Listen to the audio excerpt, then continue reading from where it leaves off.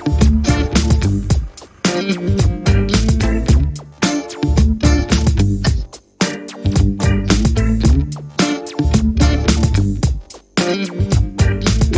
going on?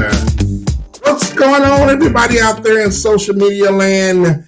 I am back, and that means like back, not like back, but I'm back. James Hollingsworth, the Working People's Podcast, where everybody desires to build generational wealth and a financial future for their families. And I have with me tonight the Terrance Frank. Give it up. Come on, give it up. Man, I just felt like it was put on my heart, to hit you up, man. And I was just really, I thought you might have been out working because I know how hard you work. And I was like, man, he responded back so quick. I said, let's do this today. You feel me? You know what? Hey, a lot of people tell me because of business, like when they message me for like work, I could be doing anything. I get right back to them. That makes them so happy, man. So I try to be punctual. Yeah, right on it, man. I was like surprised. It was like that. I was like, oh my God, he went right back at me. Okay. Hey, but I want to let everybody know, if you come through, let me do a quick sound check because I've learned my lesson over and over again. It don't hurt. Just do a quick sound check because, man, I've done a whole show. Nobody could hear you. Ain't nobody hearing nothing. Ain't nobody hearing nothing. Man. Hey, but if you're coming through, we are streaming live on 4 platforms. Did you hear me? 4. At the same time, man. Look at here. I'm a bad man. You're bad. We are streaming live on You of the Tube. That's over there, You of the Tube, on the Working People's Podcast YouTube channel. You can subscribe over there if you want to see the catalog of all the videos and a lot better, configuration. But if you're watching over there, press that thumbs up like button on this video. Subscribe to the channel. Ring the bell. Rock the bell, baby. Ring the bell. And you can also drop some comments below. And we're streaming here live on my personal Facebook page. And we're also streaming live on the Facebook page of the Working People's Podcast. And we're streaming live at the new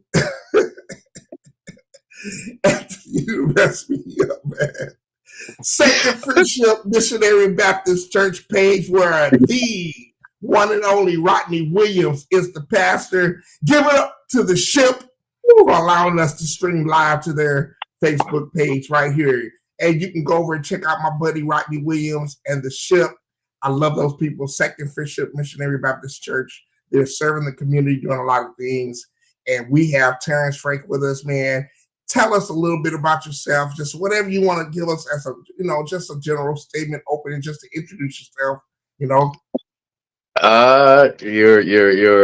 Your friend, your coach, your husband, your father, man, hard worker. That's who I am, all in one.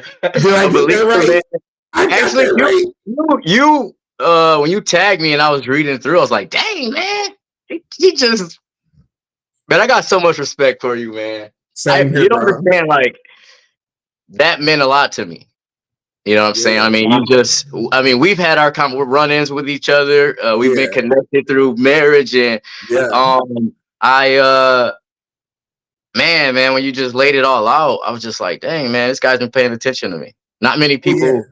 Some people pay attention to you, but do they really, man? Yeah. And that just hit my heart, man. I was just like, man, that's all right, man. That's what's up. That's what's up. I was like, when I think I met you first at probably Bree and Adams. Yes, I was hanging out.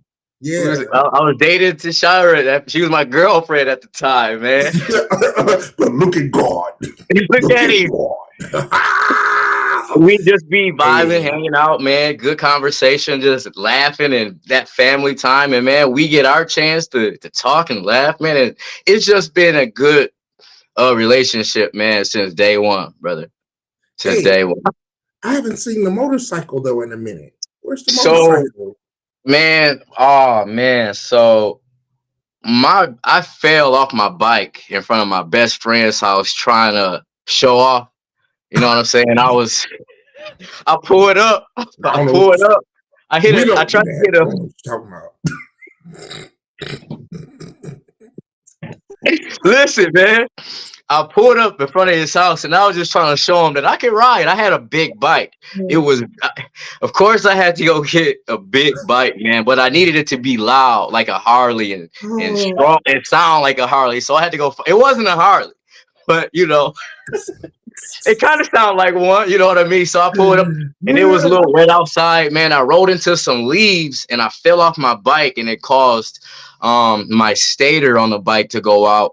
And it was just problem after problem. And I actually had a dream before I fell off the bike that I fell off the bike.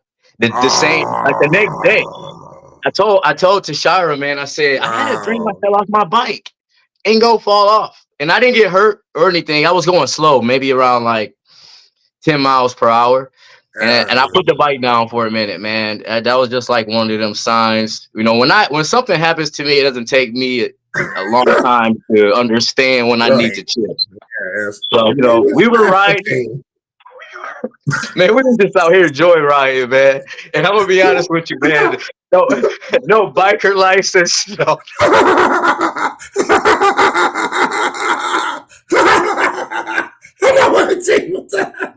I have a license plate. No, nothing. I just bought the bike. I bought the bike and said I'm riding. And and what's crazy is my wife, she trusted me, man. She trusted me. Hey, gotta be riding dirty. I'm a person that's gonna give it to you. Yeah. I'm gonna give it to you raw, man. I was just literally, and people would tell me like, man, you better get them L's, man. I'm like, I'm gonna get them, but I was busy, so I would work. Yeah. As soon as I got off work, man, I ain't even changed. I'll pull up. Hey, that remind me of, I want to say it was the same day we was playing Jenga, right? And I don't know how it came about, because you and Adam, y'all are like in impeccable shape. You know what I'm saying? Impeccable. I'm just a shape. You know what I'm saying? Y'all like are in like impeccable shape, and y'all are like doing like one arm push-ups.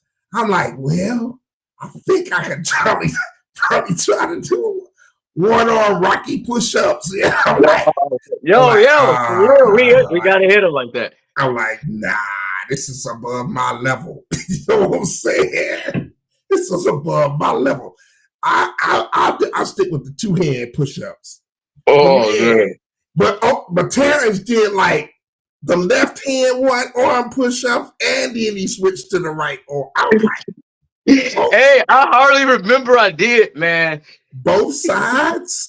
I was like, oh my God. Let me hit you with this side. Let me hit you with. I've been doing those for a long time, man. I didn't even know. I'm not really pushing up much weight when I do that. I don't know if that's an excuse. You know what I mean? Because my weight is my weight, so I gotta be able to lift it. Yeah. But it's just one of them things, man. I seen Rocky Balboa do it. Yeah. I was impressed. I was like, wow. I said, it looks so easy. Maybe I can do it. I think I got a half of a push-up. It's hard. No, it's hard. It's hard to do, man. You gotta have the balance right. Yeah. So the key is to make sure that your body is more of like in a triangle. So you have your 2 feet in the back to give you that, and you got your other hand to point. So if you got the right, a lot of people they don't have the right balance, so their body is not going to allow them to do it. But if you just know how to, position your body right, man, anybody can do it. So I didn't know that you were a coach. Instead, I start seeing you posting stuff about you coaching wrestling. Yeah, man, this is my 4th year. Some strange way I got the opportunity. My actually high school coach, who just Scott Turnbow, man, amazing guy. He just took off in his life, and he just grew higher and higher and higher, and he got to the position where he was the athletic director. Now he's even higher than that now, but he called me, man, and he's like, hey, we look for a coach, you trying to coach? And I'm like, as faster than he asked me, I responded, man. You know what I mean? I'm like, yeah, I'm in. I miss wrestling. Like, man, wrestling, it changed my life, man. I talk about it all the time because people just don't understand. Like, I wanted to play ball, man. Kobe Bryant, Michael Jordan, all of them back in the day, man. I love them cats, man. And I wanted to be a baller, man. I wanted to ball, man. I wanted to, you know what I'm saying? Hey, and I couldn't make the team. I know exactly what you're saying. And that's how I felt about music. Playing music all these years, it changed my life. So you know what I'm saying? Yeah. Like, so what happened is, I tried out for this basketball team in Davidson, and I didn't make it, and it crushed me, man. I was like, nah. And then one guy was like, yo, come with me, man. I'm going to wrestling. Like, you can take your anger out there. And man, I went, and it changed my life. It changed because what happened is I started winning. Like, it's fun to win. Yeah. So you just reminded me of something, and I might be traumatized. The reason why I can't remember their names, right? But in high school, I went out for the football team. I'll tell you that story at another date. And I went out for the basketball team. I ended up running track, but I went to the basketball practice, and I saw who was in the gym. Yeah. And it was Monroe Douglas, Roland Gray. Those two went on to, I don't know if you've heard of the St. Louis Billikens. Ballers. Yeah, right? So these dudes were like, they're even now like in the SLU Hall of Fame or something. They're like known as some of the best guys that ever played at the school. These were on my high school basketball team. So I looked at the team, and I looked at the bench. I said, man, I'm going to be riding the bench. I ain't got no chance, man. And I'm short. You come on. You see my height. I said, I might as well go run track. I'm going to be riding the bench. Those dudes end up going to state, taking like second place or something like that. I'm like, I ain't going to be playing. I'm delusional if I think I'm going to be playing on this team.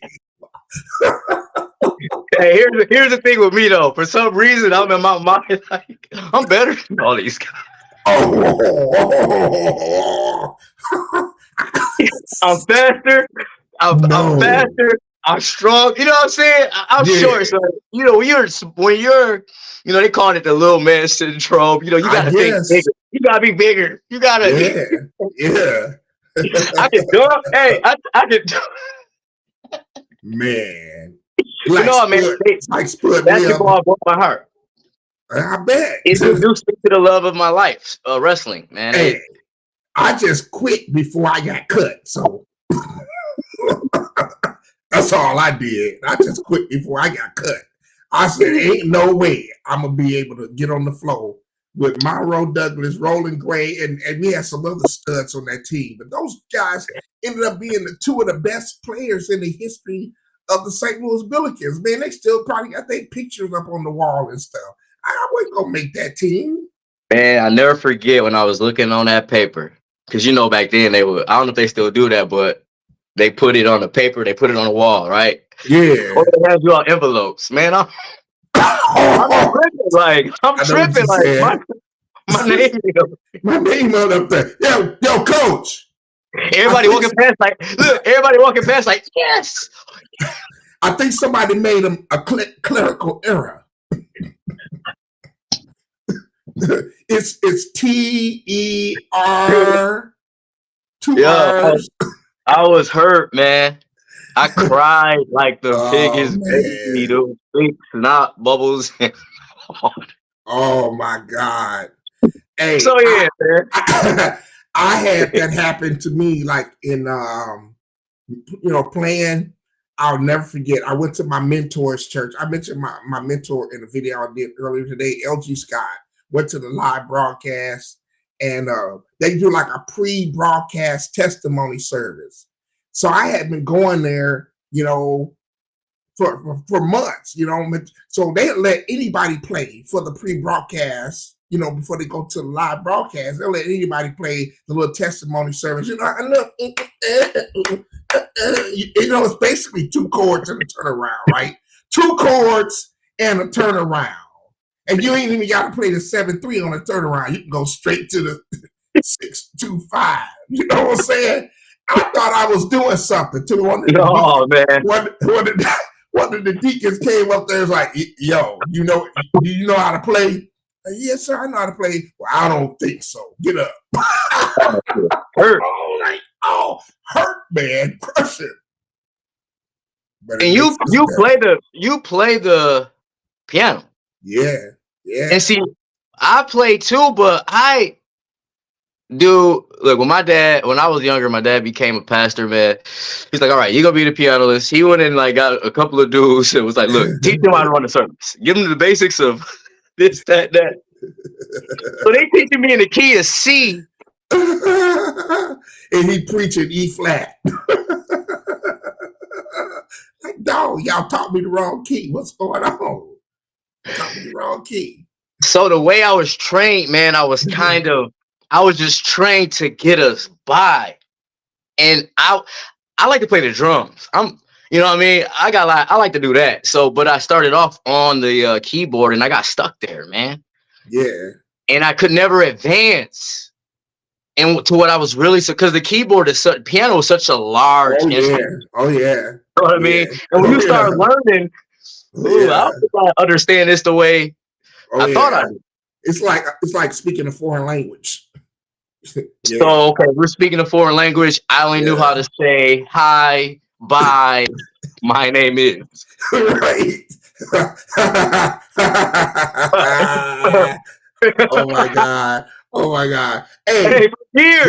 Y'all know y'all need to drop some laughing emojis in the comment section on that one. Hey, but if y'all coming through, would y'all give Terrance some hearts, man? Throw some hearts and some likes for Terrance. Don't nobody love me, man. Don't nobody love me. I know one person love you. God loves me, and my wife loves me. That's the person I'm talking about right there. You know what I'm saying? She's like, that's my man. That's my man. Man, my wife is amazing, man. Hey, I don't think you knew this, but I'm a PK. Man, I've been running into PKs for the last 2 weeks. Yeah. And we have so much in common. Yeah, for real. People don't understand, man. We understand things that we're put in this position that we get to see both sides. Yeah. And we have to make a choice at some point in our life of what makes sense to us. You know what I mean? Like, our friends is over here. Yeah. Everybody doing this and doing that. Meanwhile, we want to do it too, but at the same time, we've been introduced. Oh, yeah. We've been introduced on another level, on a whole nother scale, man. Yeah. A whole nother scale. So it's like, man, when I meet PKs, I like to talk to them and ask them questions, because there's a point in time in your life where you have to make a decision about, man, what do I do? You know what I mean? Like, I know exactly where you're coming from. It's a big decision you have to make of how you choose to represent that, and either you're gonna back it, or you're gonna be involved with it, or you're just gonna turn away from it. And dude, I didn't try to run away from church so many times because I was born in it.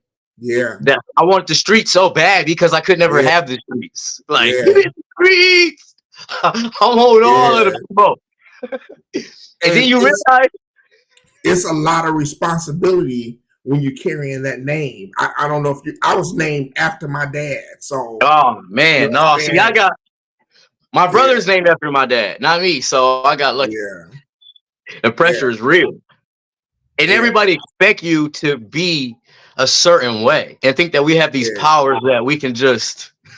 It's like, no, man, I want to be. What they don't understand is that we want to be normal. Like they don't understand, and they don't understand like when you could just be random out in the street and people recognizing you and calling you out. Ain't you such a boy? That's the so and so's. Just checking you in the street. You know what I'm saying? You gotta watch what people. You do, where you go, because you gotta make sure you represent. Bruh. That pressure is unreal, man. It's I've actually got to the point in my life to where, man, 2023 is the year that finally I can confess Jesus Christ as my Lord and Savior, man. Man, I feel you. And be free to do it like, how do I say this? In a way that's still representative of your personality. Right. I mean, here's the thing. Yeah. I know that I can't be my dad. Yeah. And my dad was a strict man. And he preached a strict word. And when that happens to you, it can get kind of hard, man, because you're like, yeah. Man, yeah. I don't understand. These people are doing this that way, and I was told that. And then you're like, all right, forget all of that, Lord. Here I am. Lead me, guide me the way that you want me to be, because I'm falling under this pressure that I can't handle. I can't uphold it. People are expecting me to be one way, and I'm not. But I know where I come from too. Yep. So one of my favorite sayings is, man, the old generation has to understand the new, and the new cannot forget the old. Okay? That deserves some hearts. I know y'all pressing the heart button. Hey, I'm a man that know I don't work for love and say things for love. So it's all good, but I think that's where the answer is. We're getting to this point to where young people these days, if you didn't grow up in the church, you're not going to understand the way they read things back in the day. Facts. You ain't going to get it at all. Nope. At all, man. Real talk, bro. Real talk. At some point, you have to be available to new ideas, but at the same time, you have to still stand on that foundation on which you're brought. You're brought up. You know what I mean? And that's that's a hard thing to do. And I'm in this position where I feel like, okay, God, I know the old and I grew up with the new. So allow me to be that piece that can go and get some of that old, but I can translate it to the new and they'll accept it. People accept, it's crazy when how, a parent can tell you something, but somebody younger tell you and you listen to them and the parent was saying the same thing. Facts. Facts, but man. Here's the deal. And you ain't even listening to it. You like, yeah, you right. You right. And it's like all you hear is man, no, for real. And so man, I'm trying to learn how to my God. That's can't forget crazy. Where I come from, but I also have to remember what I'm growing up in. Oh my God, that is crazy, bro. Hey, I'm gonna see if somebody drops some comments here. If anybody I know I got a witness. Deidre say, yes, that is submitting to the Father. Bruh. And I'm telling you, man, it literally takes God to literally speak to you, because it like you be like rebelling in your heart because you be feeling the pressure. And you don't even know how to submit to it though sometimes. Yeah. You be so far gone that you be like, I know, but I don't know how. Like, where do I begin? And here's where I began, man. One day I was talking to my father and he was just saying like, dude, I don't understand. Like, what's taking you so long to give your life to God? Like, he just got real with me, man. And I was just like, I don't know how. Like, I don't know how to be. I try to be so like just true to myself. Like, Terrance, you're gonna still want to do this. You're gonna still want to do that. Yeah. And then this made so much sense to me. He's like, well, why do we go to God? Like, You can't if you could just stop doing all the things that it's not as God does that, man. So what I did was I just went to him, man. In my sin, I went to him in my filth, I went to him in my darkness, man. And I was just I said, God, whatever you gotta do to take this away from me, here I am. And then all I had to do was just start talking to him and reading about him. And then when he gets in your heart, man, he directs you in a way that nobody that you thought. He just removed things, man. Yeah, that you didn't even realize was possible. Man, like, wow. Man, God, dude, is amazing. I've been just Jesus crazy over the last month because I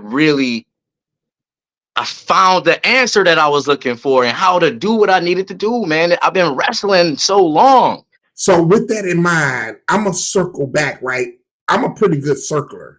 So I'm going to circle to something because you said something that made me think. Now, I kind of prayed about some questions that I want to ask you because I just felt like you would bring so much value to people need to hear some things about what you do, your story. And one of the things that I wanted to bring up was I saw a video from your wedding. All right. And it was when you were talking, saying your portion of the vows, and you were telling your wife about the difference she's made in your life and how she stuck by with you in some things. So I did a video earlier today about building with a man and how so many women seem to be resistant to doing that. But at your wedding, you talked about how she came in and stuck by you through some things, man, and that shows. So I don't know how much you feel comfortable with sharing. Listen, I am a man that wants to be able to, I'll tell you if you ask me. I'm that kind of person.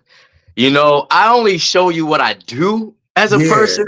Yeah. So people get their own take on. They don't know what they may say. He do this for clout. He do this for this. He do that. I don't care what you. Yeah. I got my own life to live, man. I can't go based off. If I live my life on how many likes I get, I won't put up too many videos, man. Man, I'm telling you be living in a cave. You know what I'm saying? Yeah, man, you can ask me anything, man. I'm willing to give. I'm not afraid to let people in that want to know. So I wanted you to share as much as you felt comfortable with how that transformed your life, that this young lady, this woman stuck with you through a transitional period in your life where it was like it seemed like you were rebuilding in some ways, but because she stuck with you, and it probably was. I mean, I'm not calculating the time, but it probably had to been a couple years, I'm guessing, right? Man, yeah, we dated for almost, we've been together we dated for 3 years, been married for 1. You know what I mean? You know what I mean? So, really, so before I met her, man, I really had just got done with this healing process from my previous divorce. Okay. Or I should say going through divorce. Yeah. And it took my sister one day to talk to me, because when I went through divorce, man, I went inside of a place that I don't believe any man should be there. Yeah. I talk about, and I'm so real when I say this, that I had no plans on getting divorced, man. Tashira was not in this picture, man. I tell her all the time, like, it had to be God, because he knew when I made my vows, man, to my first wife, I meant those. Yeah, absolutely. So for better or worse, sickness and in health, when you saying all of that stuff, and we said them old school vows. We be meaning it, bro. I'm crying. You know what I mean? I'm thinking it. I'm thinking this is my blessing, not knowing this is. But I'm knowing that I'm not gonna leave this chick. And I was talking to God when I realized that we ain't where we should be in this marriage. I was talking to God and say, God, now I'm loyal. I asked for this. I'm sticking with it. I can do this. But the only way that we would have to separate, she would literally have to wake up one day and say, I'm gone. What happens? He wakes up and say, I'm gone. I go, and a lot of other things happen, but I got sick, man. And I got all that on my system.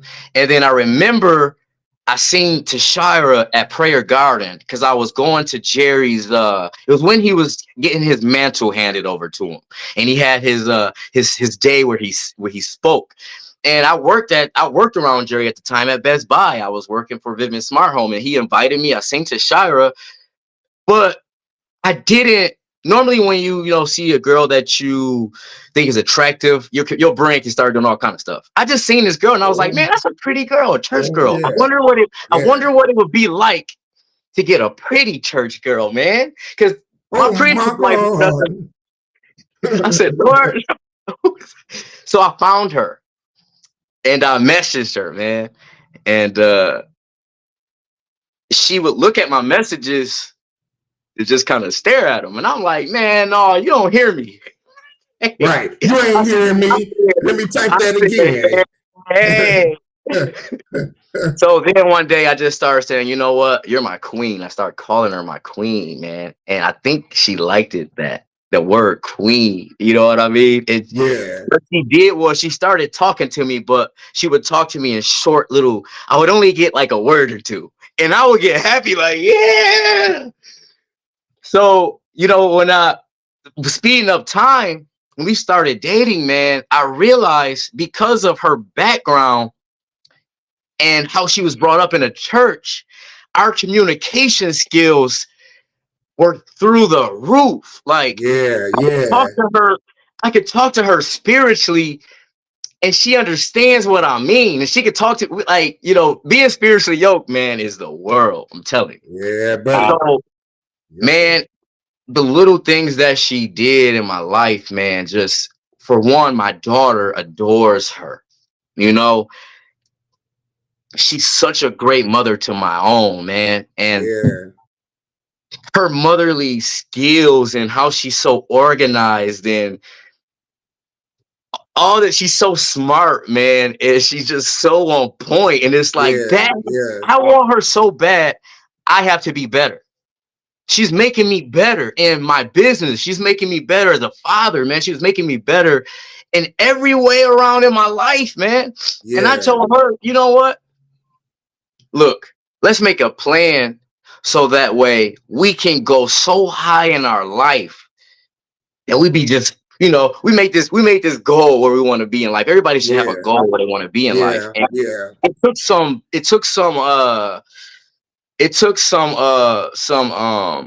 what's that word I'm looking, sacrifice. So she was working at the time in a shop, and I'm trying to do my own thing. But when you got kids, you got take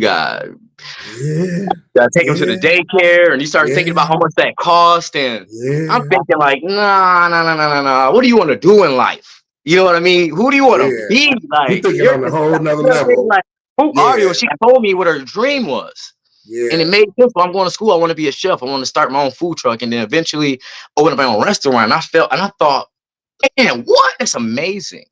And the girl can cook her butt off, man. So what happened is, I got put in this situation to where I was like, look, just rock with me for a little bit. I just started a business not too long ago, and just give me a chance. Because if I can get my finances to where I need them to be, you're going to be done working, and you can just focus on your career.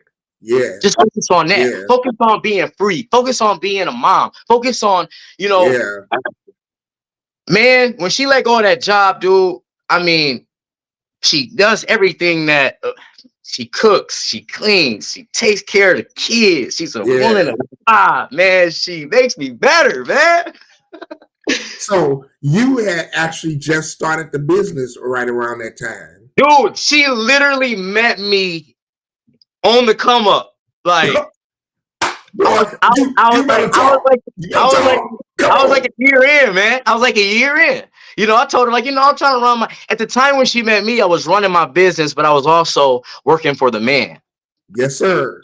So she's like, wait, what do you do? I'm like, well, I go work for this person, then I go work for myself. Hey. And she's like, dang, you work too much. I'm like, here's the thing. I have to build my own security until I can let them go. Absolutely. God had already told me my vision. He told me, like, look, in 3 years, if you hang in there, I'm going to do it for you. in 3 years, man. I was talking to God at this time. I was all tapped in, like, and I ain't even saved. I ain't walking and talking with Christ, but I'm still got enough nerve to talk to God. Absolutely. God will bless a sinner, man. Yeah. And I'm like, and I'm screaming, man, my business out the window when I drive. I mean, my emotions was in this. I'm crying, man. And I'm like, God, I'm tired of working for people. Like, and when you do concrete, man, a lot of black people don't do. I was around white people in the woods, right? I love white people, but I had to work around them. And I had to work around them in areas where black people do not exist. Absolutely. I'm telling you, I know what you're talking about. And I was at the bottom of the totem pole. Yeah. And I was the go-getter. And I was the bucket boy. And I was to go do this. And I was to go do that. And go do this. And clean this. And clean that. And then you know People what? Don't understand. They don't understand the construction world and the contractor world. It's a whole different world. The way they talk to you, man. The way they treat you. Oh, yeah. When I was in the union, man, I was almost fighting a different cat every day because I had to stand my ground. Look, I don't know, big dude, I don't know who you think you're talking to, but you can get this work. Absolutely.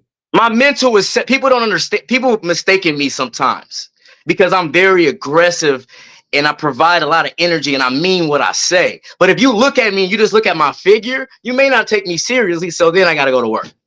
Yes, now you got to make me go to work. Yes, sir. Hey, and I'm a man. But truth be told, though, Terrance, and I don't even know how. I know this is God got us talking because I got questions down, but you're answering questions before I even have to ask them. But I wanted to bring that up about as nice of a guy as you are, because I'm like the same way. I can identify with you on so many levels. Is to be an entrepreneur. There's another side of you that oftentimes people, if they're not close to you and they don't really know you like that, it takes that in order to be an entrepreneur and be a go-getter and be an ambitious man. It's a whole nother side of you that a lot of times people don't get to see unless they're really close and connected to you.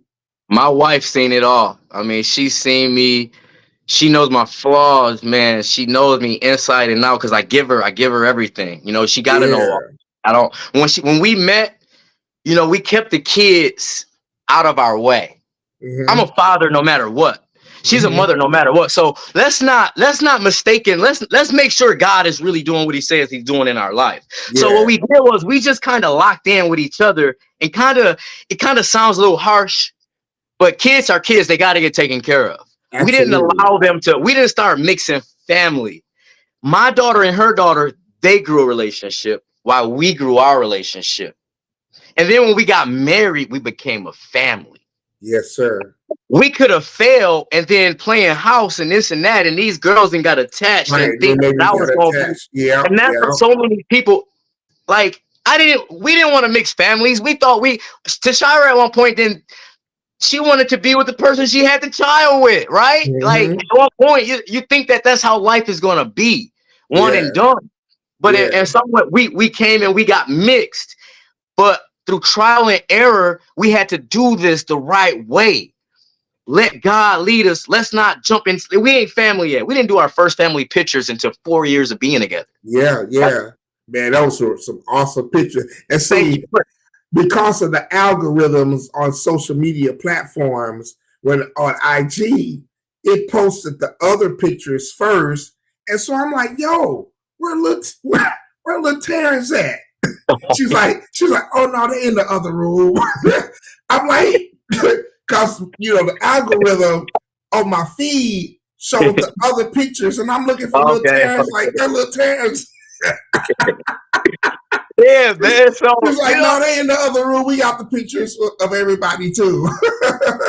Yeah, man. So that was our first, we took baby steps. You got to be cautious when you get intertwined with somebody else's child.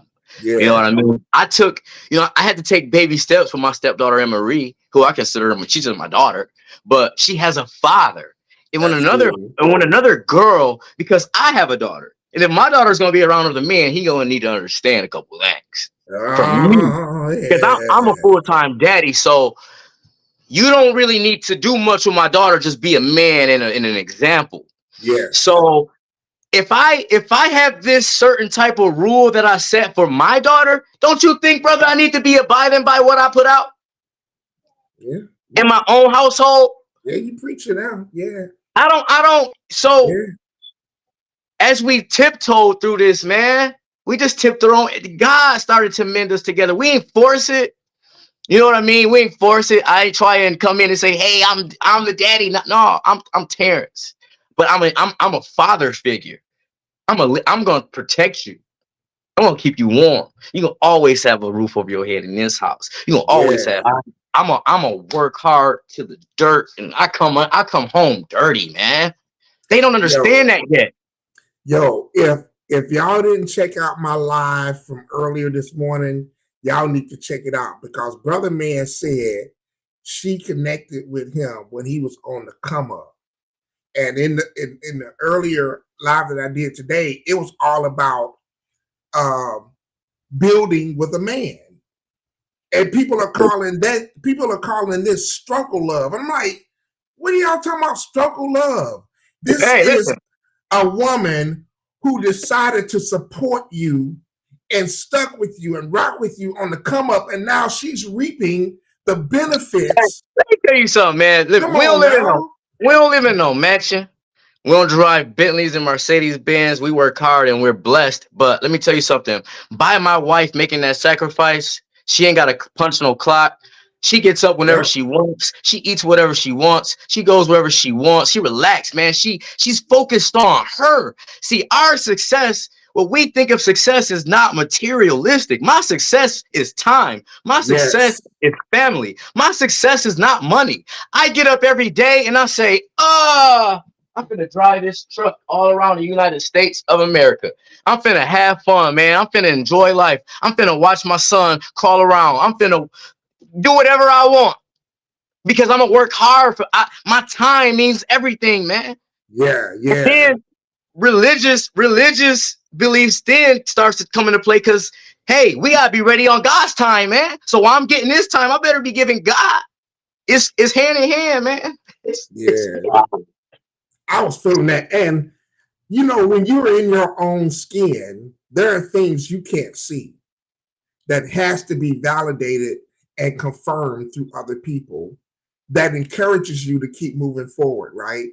Yeah. And just over the last couple years, and not even a couple years, but I'll go back a couple years, man, you can see you and Tashara, how you guys have blossomed and how you guys have grown, man, and how you guys, and it's like it's been exponential. It's like been putting the exponent next to it.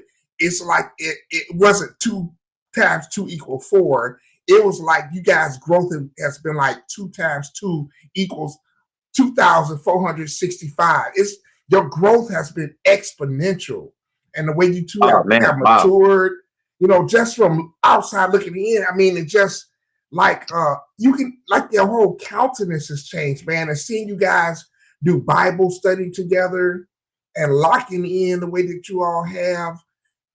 I keep trying to tell people, man, if you follow and trust God, no matter how you may not understand all the components of how things are happening and working, the outcome and the results that you get, you cannot make this happen on your own. No, man. No, you can't.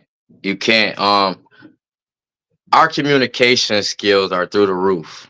You know, when you've been hurt, when you've been broken on both. See, we both came in like the last one for me. I can't trust nobody else. I don't want to be hurt no more. And you know, I took it when you don't know me, I took it personal when I first met her because you know all her family like, look, don't you hurt my baby. I'm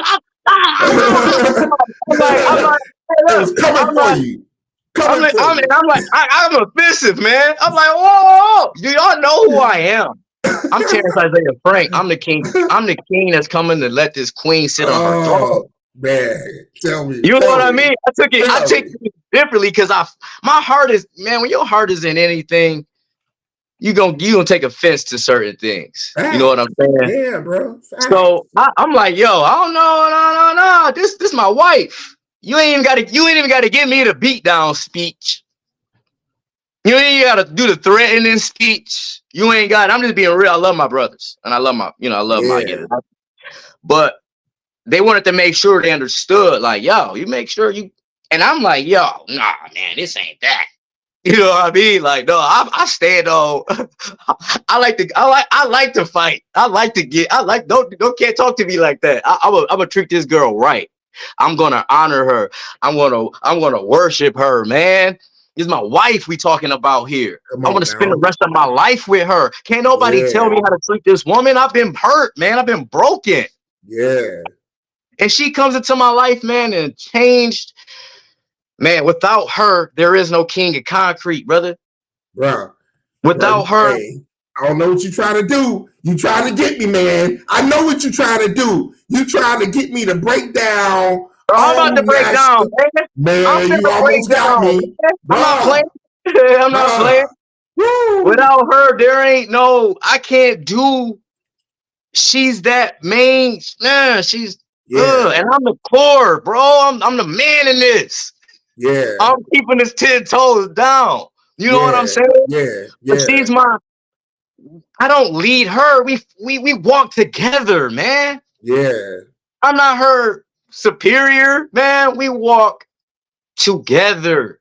And whatever I do, I gotta talk to my wife about it. What she do, she talk to me about it, man.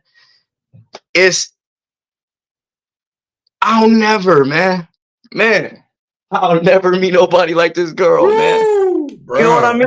And you think I care about what people, man, I'm so my life could stay just like this and God done did it. Oh, man. There's people that are millionaires, extremely successful and don't share and never experience this level of happiness. Bro. I know. Man, we're happy. If you just put us in a mansion, we have fit the look of success. But we live and breathe in success, brother. We got a family. We happy. We just hanging on in there. We don't have it all. We don't have it all, man. We just walking through these tough times, trying to hold on to every little thing we got and just keep our, Lord, just keep blessing us. And we gonna stay out the way. We ain't trying to. We don't want us to be better than what we look. No, we ain't. Nah, man. We really just, man, we've been hurt, man. We trying to stay covered, man. We just trying to keep our head down and just follow God, man, in these wicked and evil times. It's hard to do it with one person. I don't know if you know this, but man, people start calling me, so I had to log off because I was looking forward to that the Bible study you all did on Sodom and Gomorrah. Man, I didn't want to do that, man. Right? Well, Tashara mentioned it on Thanksgiving Day that y'all was going to be doing that lesson. That was the next one coming up. So I was looking for it, and I found it earlier today. So I started watching it, and then people start calling me, and blah, blah, blah. But I caught the part where you went to go get Junior, and you came back, and you said, "Hey, can I jump in and say something?" And you talked about we can't look back. You can't look back. And let me tell you something, man. If you pull me out of something, I'm gone. Yes. Some people are hard-headed, and it takes you may not get a second chance when you go back, man. That's what you said, man. That's what you said. Lot's wife had turned into the pillar of salt because the angel straight up told her, "We finna destroy this, John. Yeah, y'all go ahead, get on down, because the Lord has been merciful on y'all. Yeah. Don't look back. Don't look back. Don't. So what we gonna look back for, man? We gotta stop looking back, man. I don't look back, man. I only look forward. I only live. People don't even understand. I live my whole life is based on faith, man. Everything that, man, I don't know when my phone's gonna ring for concrete. Let's be real. That's how we survive. Yeah. I don't know. I don't have this long sheet of people just, I got customers, but I'm not McDonald's where you pull up all day long. I gotta believe that I'm doing I'm walking in what I think is mine and what God has prepared for me. And sometimes I may not see business. But I know I didn't stop my main security and start living for myself to fail, bro. When I know I had that conversation with God, man, and he told me, he said 3, he told me 3 years, man. 100%. Absolutely. He said, you're going to have to work hard for 3 years until it really just starts to, get going. Man, when you try and work for yourself, man, you got to be one of the, man, you got to be. When I saw some of the areas that you were working in, I'm like, this dude is getting some business. Oh, I go everywhere. I go to the ghetto, which I don't really know much of. They might call me a white boy in there. They may say I talk funny. They may I don't sag. I ain't a thug, brother, but I go work with my people. Absolutely. What? And I go right to the doctor's house and lay his stuff out. I'm a chameleon, brother. And lay his stuff out too. Man, I go to the country. I go to Redneck Field, baby. Bro, you do good work. You do excellent work. And I already tagged your business in like the announcement that we're going to be doing this show tonight. But I'm going to also make sure I tag your business in this video. Yo, if you need any work done, you need to put Kingz of Concrete at the top of your list. What's the call, man? Of who you call. Here's what I learned, man. I had to learn how to put the right amount of value on my life and I'm a professional. And then when I first started, some people still didn't have that. No, you can do my work, but I can't pay you what I pay that company for. You know what I mean? What? At first it was, hey, I'll do this, I'll do that. When you are on a come up, man, sometimes you just gotta go get it. Yes, sir. And I became Mr. Man, I was just cutting my neck off in the bids. I'll do it for this much. So that makes me think, Terrance, is it that you believe in yourself or is it that you believe in the vision and the purpose God gave you so much that it drives you to have more confidence in yourself? You follow where I'm going with that? Okay, so wrestling gave me my confidence. It got me to feel like, all right, you get, you know what I'm saying? If you go to states and you wrestle in the finals, man, oh man, I wrestled at the finals in the Palace of Auburn Hills, and that changed my life. You know what I mean? I'm first or second in the state. Which one are you gonna be? And then I got to go to nationals, so that did something to me. Yeah. I didn't wrestle with the best of the people. What, man? I'm hard. You know what I mean? I'm geeking myself up. That self-confidence. And then on the other hand, it's that believing in God. It's that spiritual connection. Oh, I got you. Yes, sir. Yes, sir. I was talking to God, telling him now, like, faith without works is dead. It's dead. So I'm talking to God, like, God, I want to be my own boss. I want to start my own business. I want to elevate my life. I don't need to be a rich man. I just want to be on my own now because I'm tired of fighting with people when I go do concrete. I'm tired of being cussed out. I'm tired of feeling less than, man. Bro, people don't know. See, people just look at me and they may say, oh, he like to post his little videos and this and that. I'm trying to show y'all a story, y'all. Trying to show y'all a story, man. Some people so stuck in their own mental ways that they start thinking what they think. All I want to do is just, if I ever came off as a boaster or a bragger or anybody, y'all, please, that's so not me. I used to be that dude crying on my way home, wanting to get out of this. And I'm showing you what a young Black African American can do when you pull it out the mud. My first tool was a hammer and a shovel, bro. Come on now. My first tool was a hammer and a shovel. I didn't even have a truck. I had matter of fact, the car that I was driving was my sister's because my car had just went down. So I'm driving my sister's car with a hammer and a shovel and a dream. And a dream. And belief and self-motive still, man, going up to people's house, talking to them and trying to get my job, trying to get going, seeing who gonna give me my break, man. And I had to scrape, I had to get every little penny And I had to just take. And then one day, man, I realized one day I was just at work working for the man. 8 on him, 8 on for me. One day I'm just working. He got to cussing me out, knee deep in concrete. I got about 30 bands in my truck right now. Okay. Come on. So and I ain't never, you know what I'm saying? That was just cash that was just in there from just me doing side work. Not to be putting my financial business out there. I feel you.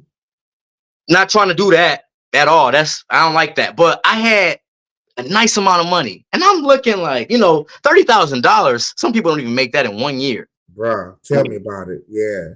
So I'm thinking, dude, do you not know I can leave you right now? I have set up my whole. If I got to go on a budget to live for a year, I'll do that, man.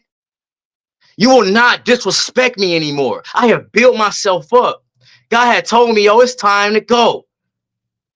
And when I left that man, my whole life changed, man. Elevated. And my whole life changed, man. I ain't had to beg, borrow, steal. And I'll do that.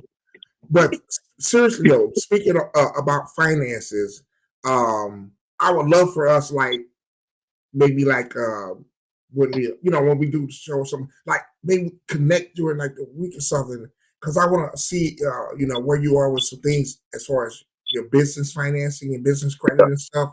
Kind of see where you are with some of that stuff. I might be able to throw you on to some leads on how you can.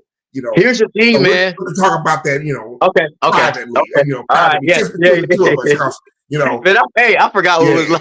Yeah, because I could dive in a couple of things, and bro, if you have little gaps here and there, I can show you how to get yourself hooked up, bro. Yes, sir. That's what it's about, man. I've been really just on the. I can teach you how to Dougie. You feel me? Teach you how to Dougie. That's all I'm saying. Oh, yeah, baby.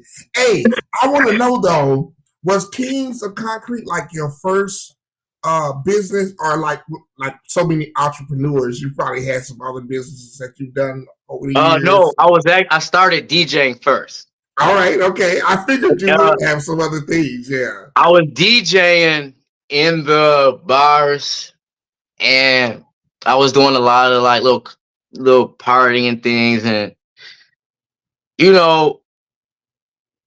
after I got tired of that, I was just like, I want to kind of tailor the DJing thing. I kind of just want to do weddings now. I'm trying to get, I'm trying to get to God at this time. I'm still trying. I'm on my way to Him, so I'm trying to live. It don't make sense for me to be in these nightclubs if I'm trying to live with God, man. Yeah. Don't even make sense to me anymore. So I got to the point, I started DJing first, and that was just one of those incomes that, man, I don't know if you ever heard, but DJing is some of the easiest money you could ever make. I didn't know that. all you need is music, which ain't hard to get, and all you need is energy, positive energy. Yeah. Man, I just love people. I like to see people smile. If you smile at me, I'm a smile. If you laugh, I might laugh, because that's just how I am, man. And it's like, I love to see people. When you're a DJ, you can control you control the room and how it goes. And I used to be like, yo, watch this. I can slow this down, make everybody do this, or I can get everybody. Or I can make people go home. Or I can make it y'all. Right. So, DJing was my side business. And then after that, Concrete just kind of, DJ Frankie Frank is no longer. I don't DJ anymore. I did my last wedding, maybe 2 months ago. I'm done with DJing. I don't want to do weddings. I'm not doing parties. I'm not DJ Frankie Frank no more, bro. I'm done. I gave it away. It's those turntables are gonna sit there. I got all the equipment, man. If you want to start a business DJing, come talk to me, man. I might be able to help you out. But He'll help you out. I'm not being led in that direction anymore.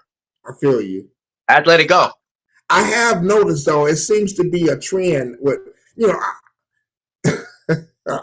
I was about to say something. Let me clean it up because we are live. You know what I'm saying?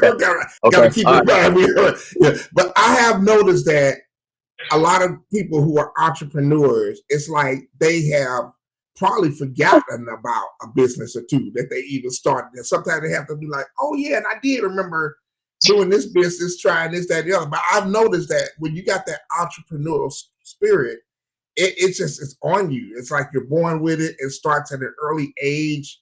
Somebody got to do it. Yeah, with all types of different business I watched my dad do it. You know what I mean? Yeah.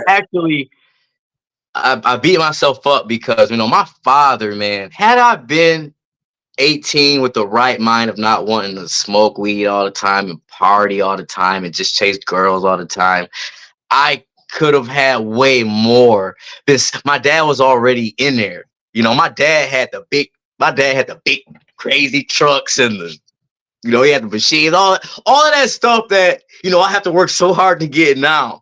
Right. He was like, son, you know what I mean? Like, it's you if you want it. I'm like, no, I don't want to do no concrete. I don't want to do no concrete. 7 years later, here I am calling myself. Here you are. I was in diapers so fast. I was born in concrete, man. Yeah. I watched in diapers, man. I just seen my family is concrete heads, man. We do concrete, man. My grandfather died doing concrete, man. And that's probably one of the biggest motivators. I say my granddad died on, man, a floor caved in. They were doing the basement floor and it caved in on him, man. And my granddad lost his life. It was the craziest tragedy of Frank history. Okay, this man was loved. Like, if you love me, you will love this man. I know. Yeah. We all the same. And it crushed us, man. But he died doing. That's how much it's in my blood, man. We gotta make it. You know what I mean? I'm doing this. My granddad died doing this, man. I gotta win. I gotta take this. They were headed somewhere, but now I get a chance to take it to the next level, man. To the next level. Man, and we on our way. I feel people, that, bro. When I first started, you notice I be with kids. Yeah. My nephews. You know what I mean? Man, they were just young dogs when I first started. Now they all bigger than me. They can operate machinery, hook up trailers. Oh yeah. Full concrete, finish, man. People don't understand. We building, we gonna be around for so long, man. Yeah, I don't know. At some point, man, it's gonna be like Kingz of Concrete and third cousins. You know what I'm saying? It's gonna just keep growing and growing and growing. Kingz of Concrete, man. My vision is to be able to teach Black men a trade that can set you up. A trade that nobody can take from you. I pretty much pay you to go to school. If you want to work with me, man, anybody that knows that's came to work with me, see, you got to want this for yourself. I'll give you as much as you want from me.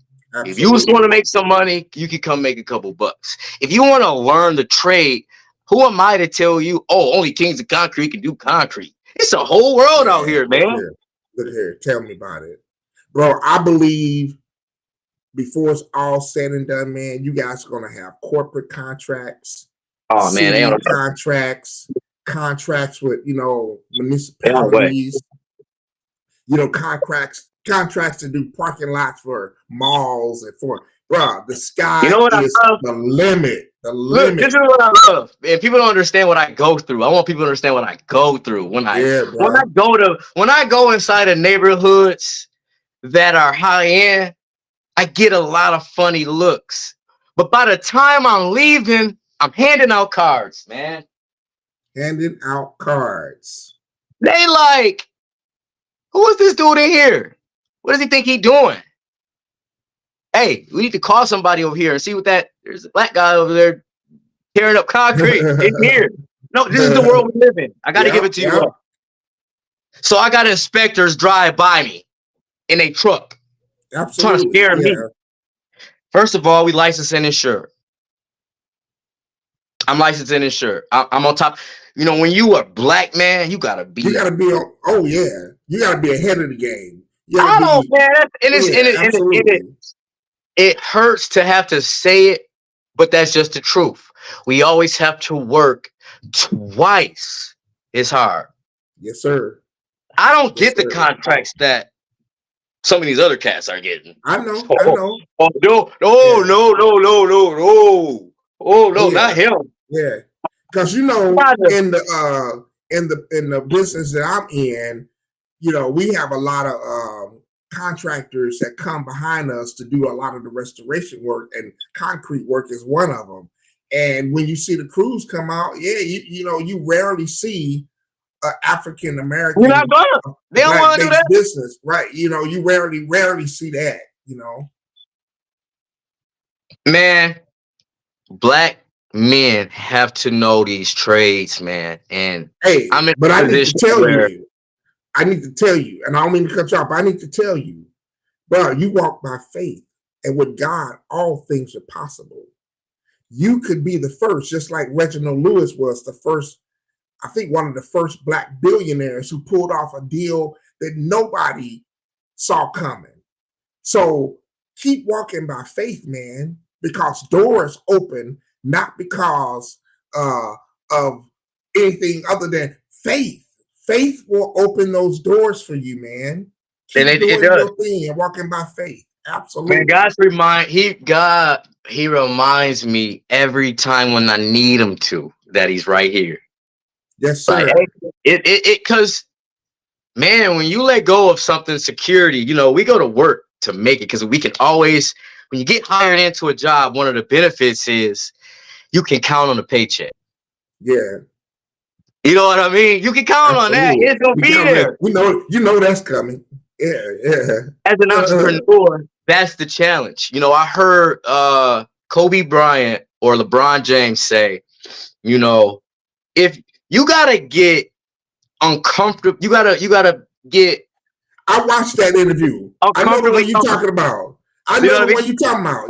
If you're Yes. if you're, if you're comfortable, then life is gonna be that way. But in order to get what you've never got, you gotta feel the way you've never felt. You know what I mean? Like Yeah. I love doing what I do. At the same time, it's uncomfortable because it's like, where my next job gonna come from? Who gonna call me? But it's comfortable because Yeah. Yeah.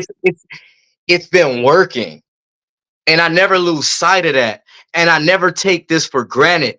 Every day that I wake up, I thank God. Oh my God, Lord, thank you. When I hop in my truck and I got Kingz of Concrete on the side, it ain't no better feeling when I pull up to some big contractors and I jump out of that boy all short and I walk up to him, shake his hand, and talk business, brother. Come on now. Come on. Come on. The consummate Proud. salesman. And, and Absolutely. lately, what scared me is, man, I had a conversation and we were discussing numbers that were impossible, that seemed impossible for me to even discuss. I didn't get the So, job. so would you say that some of your skills when you were wrestling and some of the things that you learned as a wrestler, you've actually transitioned or transferred a lot of those, the mental part, just over So, to actually being in business. You know what I'm saying? so wrestling is wrestling taught me to be to have that willpower. Just you got to dig deep and go get it sometimes. You know Yeah. what I mean? Before I used to wrestle certain dudes, I'd be talking to my dad and be like, Dad, look at this dude's arms and legs. He about to fold me. My dad would get mad. Like, what? You better get out there and do work, son. Yeah. Yeah. We Yeah. ain't got time for that. We ain't coming here to look at nobody's big arms and legs. Go do what you came here to do. So now my pops, who I have so much love and respect for, if he geek me up, ain't nobody can geek me up better than my pops. If pops say go get him and he believe I could take him, I'm gone. My dad would get Absolutely. me there.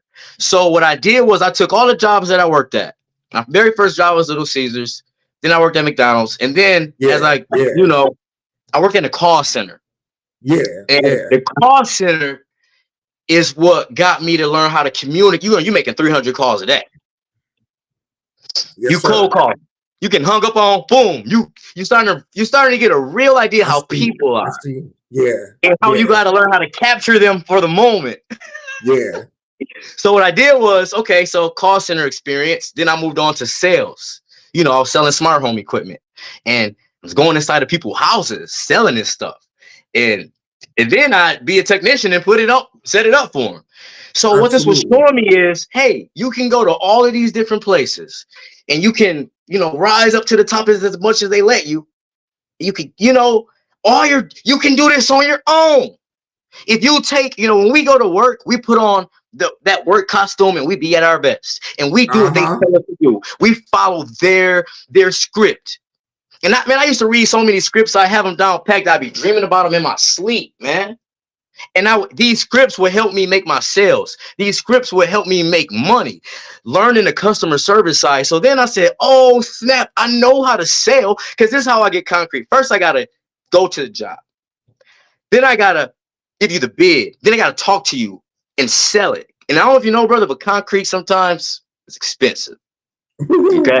Yeah, buddy. It's not the kind of price. These ain't the kind of prices that are normal daily conversations. You talk about, you may drop 15, 20, 30, 40, 50,000, 100,000 on this stuff. Oh, yeah. So when you're talking, when the first person actually believes, and I keep cashing these big checks, I'm like, what the heck? Terrance, you can do this. Getting somebody, you've made sales before. Absolutely. I took everything that I learned, man, from every job, and I put it all into one and made it my own. When people go to work, they got to realize, don't just go to work to make the money. Watch what the company is doing. Watch how the company. What a lot of people miss. I think a lot of people miss that the journey that you've been on and all the things that you've been doing up to that time. If you don't complain about it and you apply yourself, you learn skills there that later become a part of what you end up doing later. Dude, look, you see videos we doing concrete all the time. Well, when I sold smart home systems and I got that sale in Best Buy, dude, I took pictures and I posted it. Videos and pictures are advertisement. Yeah, there you go. It's not there. It's not there for likes and share. Well, we want that stuff, but as long as you see it, you ain't gotta like it, brother. But if you see it and you got some sort of, people may, you know, I had to learn. My feelings would get hurt all the time, and I'll post stuff, and you know, I wouldn't get like y'all understand that this black man is out here doing something that it takes 15, 20 men to do. Yeah. And I'm out here doing it with kids. Y'all don't like that?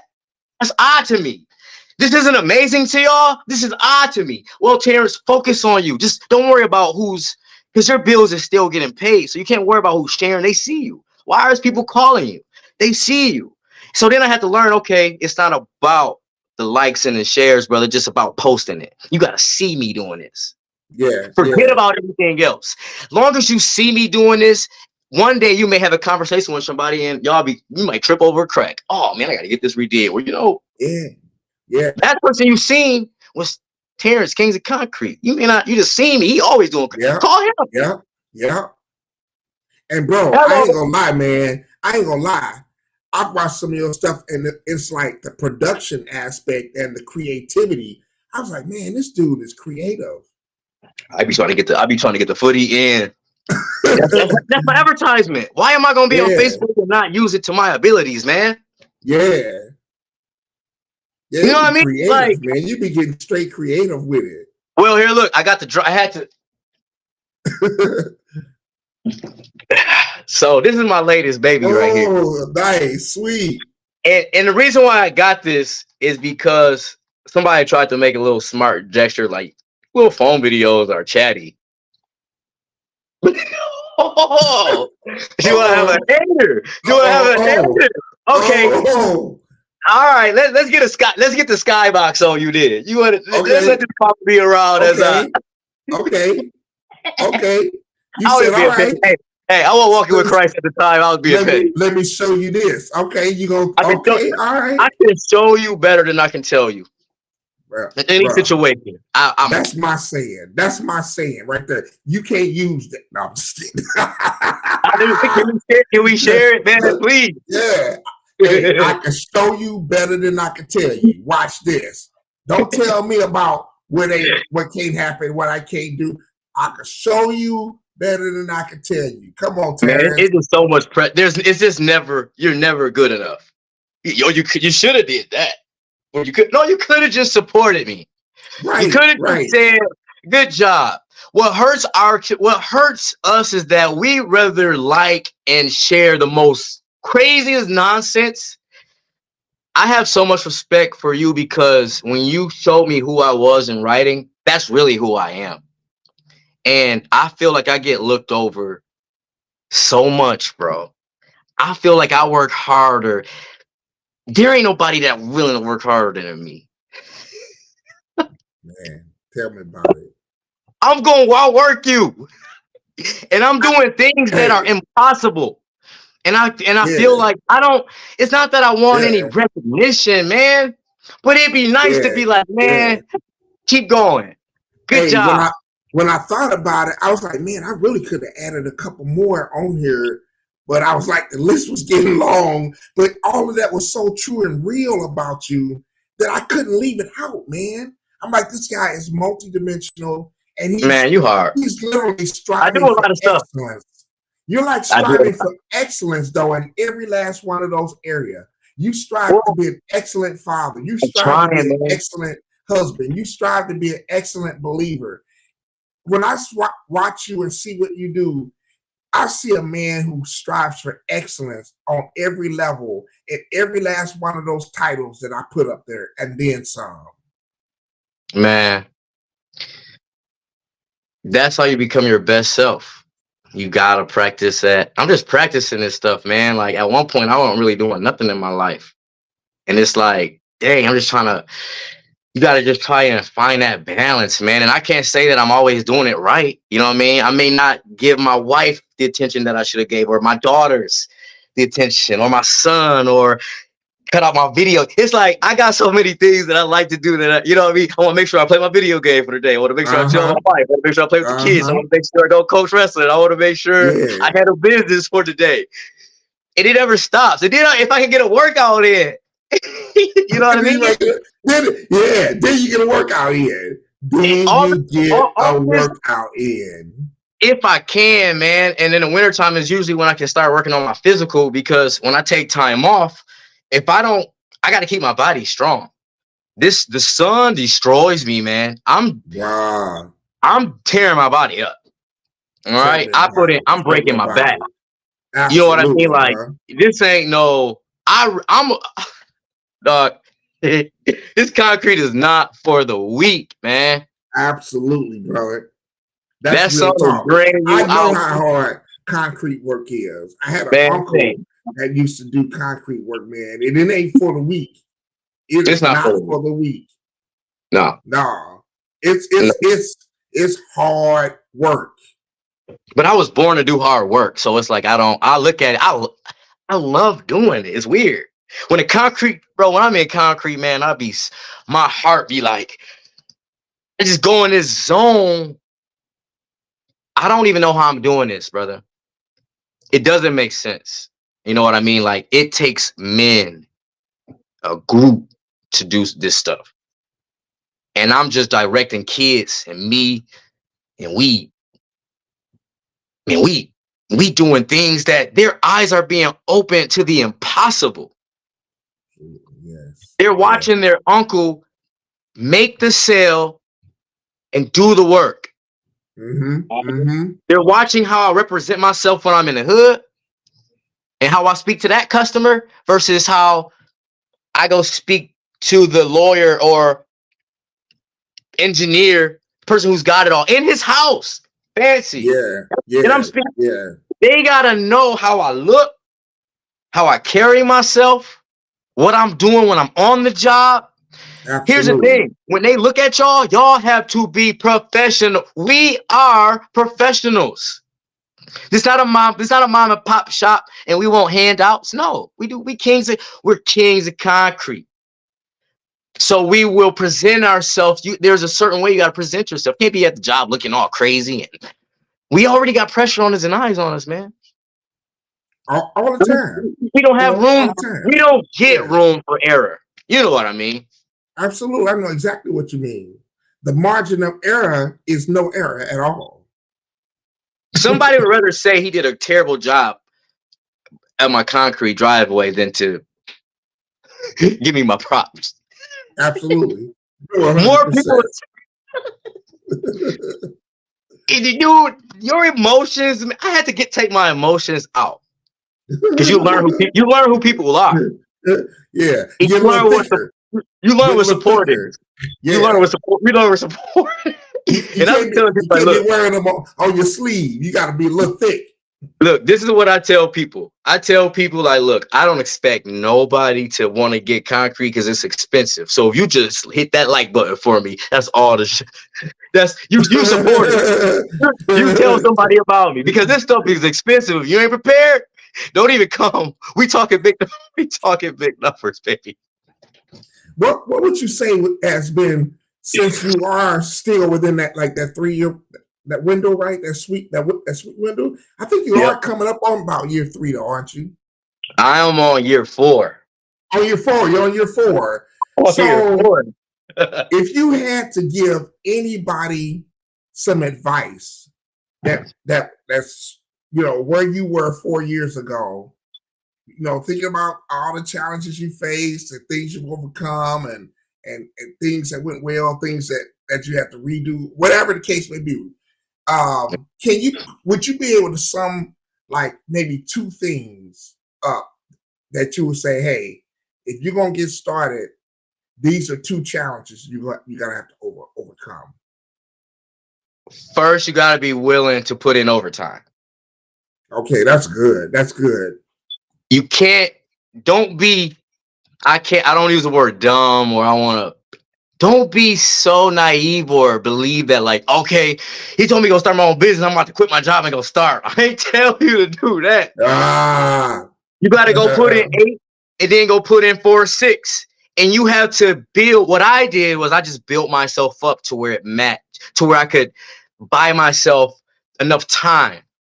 I needed at least a year. I need to be able to say, okay, if I don't get no work, I know at least I got until next January to live and just chill. Yes. If I can't get no work by then this ain't I'm not in the right business and it's not for me. Yeah. So put in the overtime, then you have to write it down. I put my visions and what I wanted to do. I wrote it down, and I wanted to make a check. My brother told me to do it. He's a very successful person, and he's like, bro, write it down first.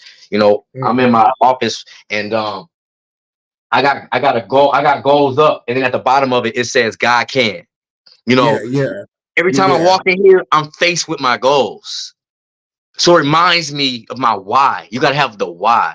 And when you go work for people, they'll do they want you to believe in their product. You gotta know that why you here. No, that's real. Why you want to do this? Yeah. Well, I want to put my family in the biggest barndominium you've ever seen. Ooh, hush your mouth and keep on talking. And wifey gonna have all the land to grow her fruits and vegetables and all her stuff coming right off of our property. You know what I mean? Keep on talking. So until then, man, I'm chilling in my what they call it, monsters. No, I'm gonna get even dirtier. Trailer. I'm blessed, man. Yes. I'm blessed, man. I'm not ashamed of where I'm at. I realized a couple days ago, I'm successful. Dude, you're living your dream. We may not have all of the materials. It's bigger than that, man. That stuff don't matter, man. That stuff, to be able to just be on your own, provide for yourself, have your own time. Time is everything. Time is everything. Time is everything, man. Yeah. Time is more valuable than, dude, man. Lord, I can't tell you how much I love waking up in the morning on my own schedule. And it's been like that for the last 5 years. I've worked for nobody. 5 years, I have not to punch a clock. I tell God every day, Lord, please, because Lord, I could not go back and punch a clock, man. My life has been amazing. You know what I mean? Oh yeah, so yeah. Every day, when you leave it at the church. I'm walking through life like this. Hey, I'm walking through life like this. So when you see videos with me, I'm not bragging. I'm not boasting. I'm just trying to tell you my story. This is just my story. I want to be an encouragement to you that you can do it and that you can have fun while you're doing it and you can be yourself while you're doing it. I'm being myself, man. When you see me, we be having fun out there, man. I know. It be authentic. Getting cussed out and mad. Why we mad? God didn't bless us, dog. It be straight up authentic, for real, though.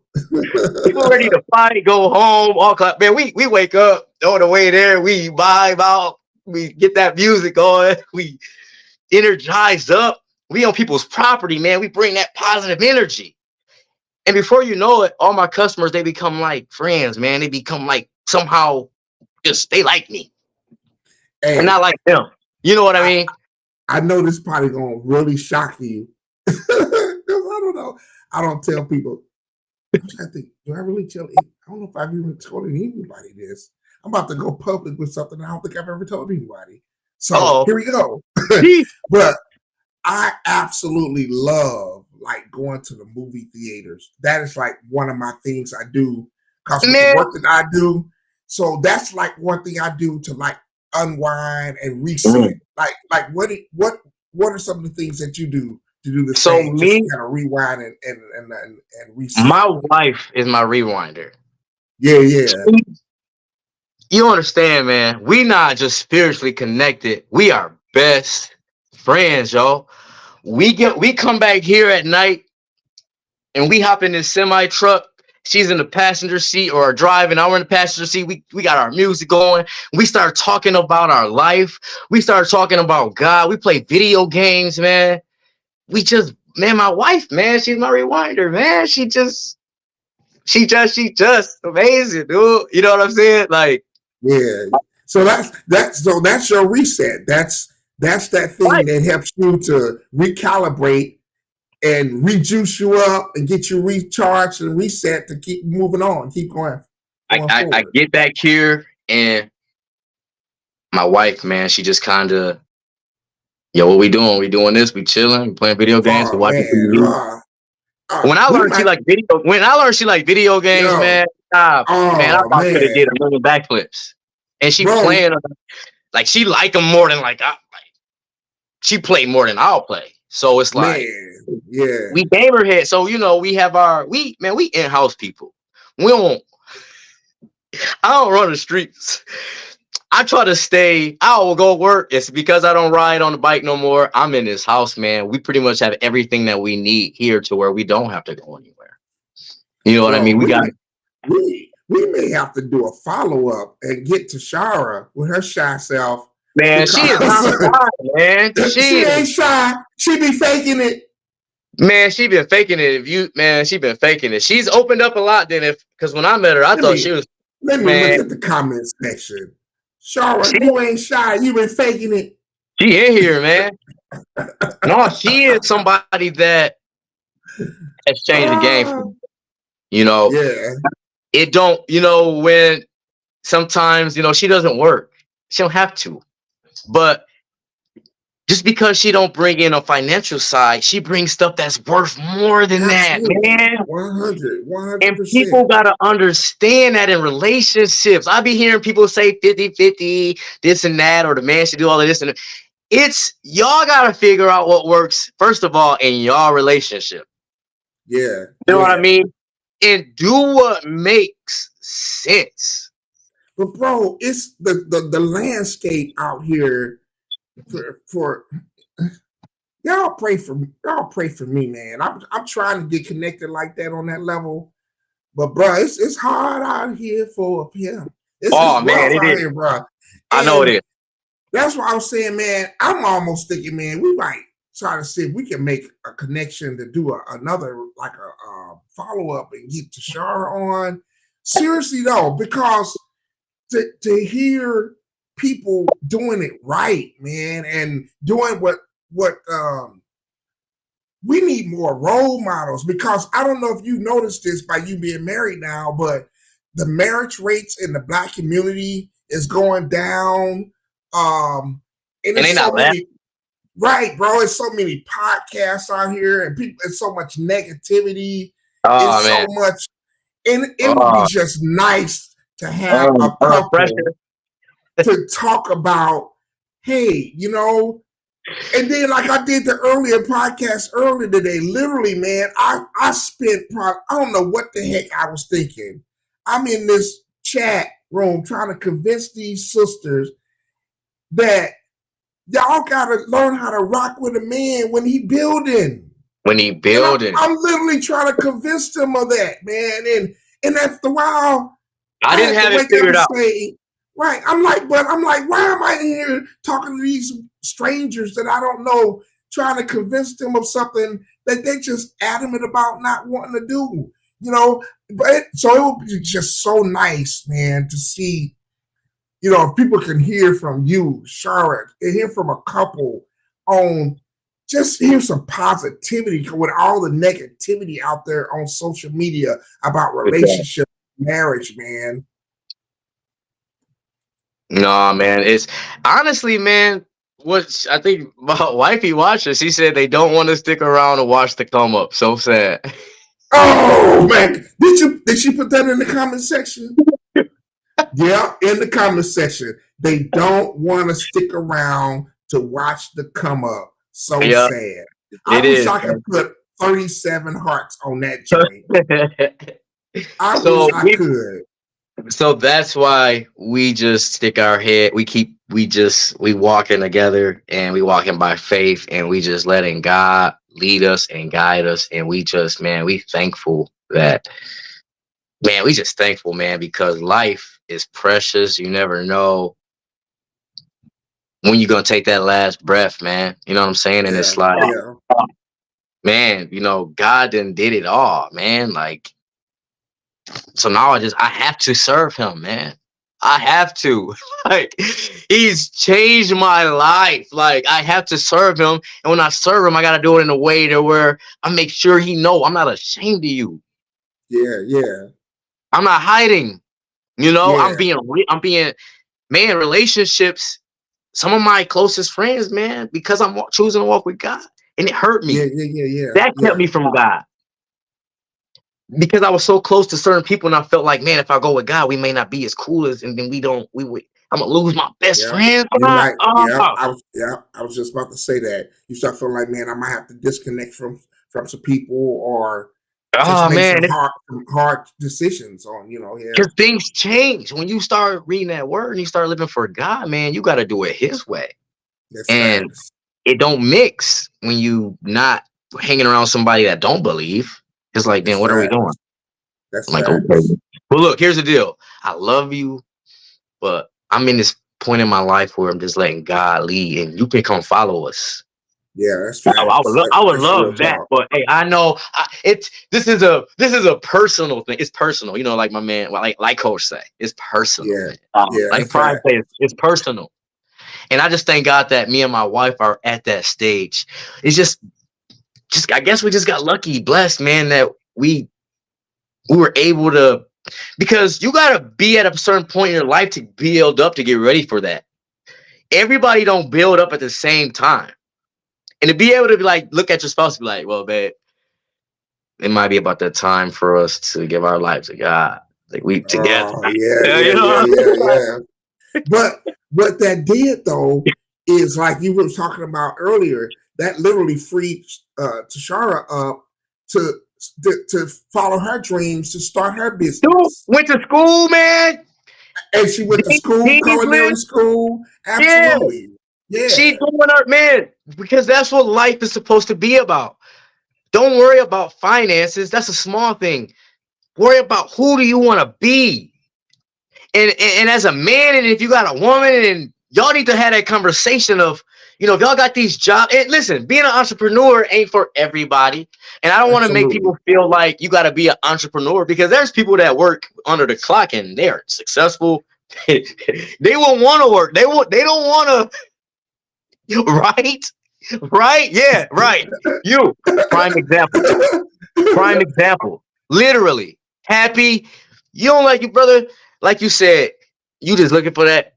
You just got to find that one thing. You got it all. A woman can only come in at this point and just seal the deal. Oh, bro, I'm gonna tell you right now, she gonna be blessed. She don't, bro. No, She she know. realized, and she's Oh out yeah. there. And I want to be an encourager to you because you shared that, and we live, so we can do this. You know what I Yeah. mean, but bro? You just keep going hard because the right person, everything has its timing, and it's weird why it works that way. But you know, we're all built. We are all made for somebody out there. Yeah. Yeah. Yeah. You know what I mean? And because I you're a man feel of God that. yourself, you I don't feel go that. everywhere.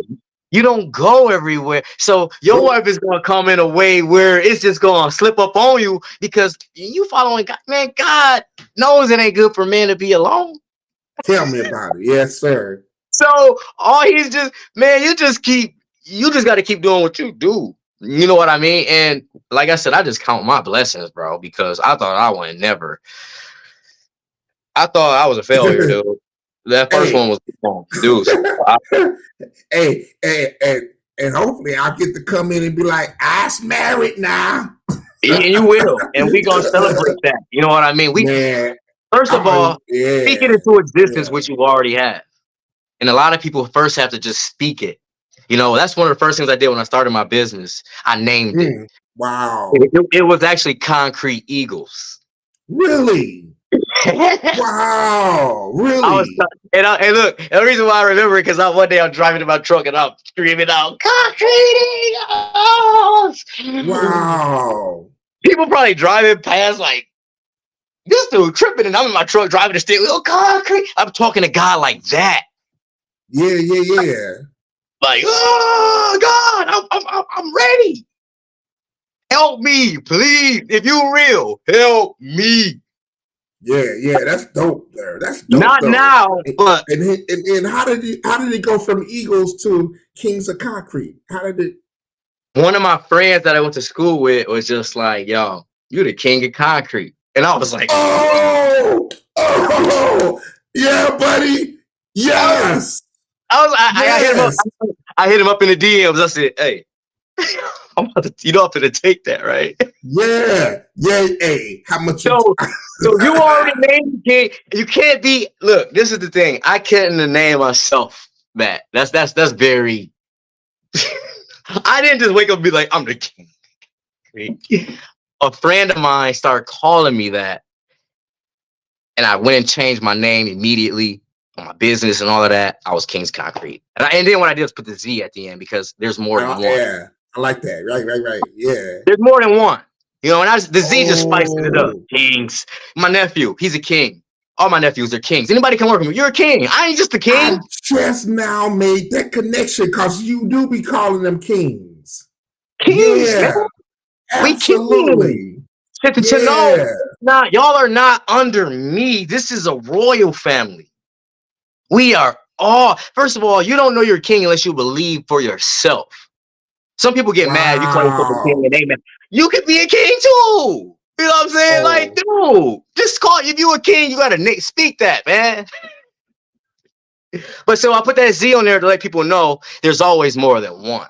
Oh yeah, bro. Yeah, King of Concrete will be arrogant. That's arrogant, man. King of Concrete. There's a lot of man. Let me tell you something. There are some people that can do concrete so immaculately. I'm still learning. You know what I mean? I'm not the best in the world, but I ain't the worst in the world. We kings, baby. Sharon say my dinners will be up real soon. So I'm typing, I hope so. Oh yeah, those are coming. Yeah. Food truck on the way, man. Come on now. Yes. Food truck on the way, man. Yeah, it's a game, man. It's everything. We got a nice little chart that we working off of. And it's her turn. You know what I mean? Y'all seen a lot of me, but y'all got my God. What about my wife? Like, she goes hard. Like, she is a smart human being. Like, I didn't make good grades in school. This is a man. She being on a D's list. Like, I got a smart woman. Ooh, I hate school. God has for her. Oh, yeah. Oh, I don't really. If they don't like us now, they ain't gonna. They really ain't gonna. Yeah, buddy.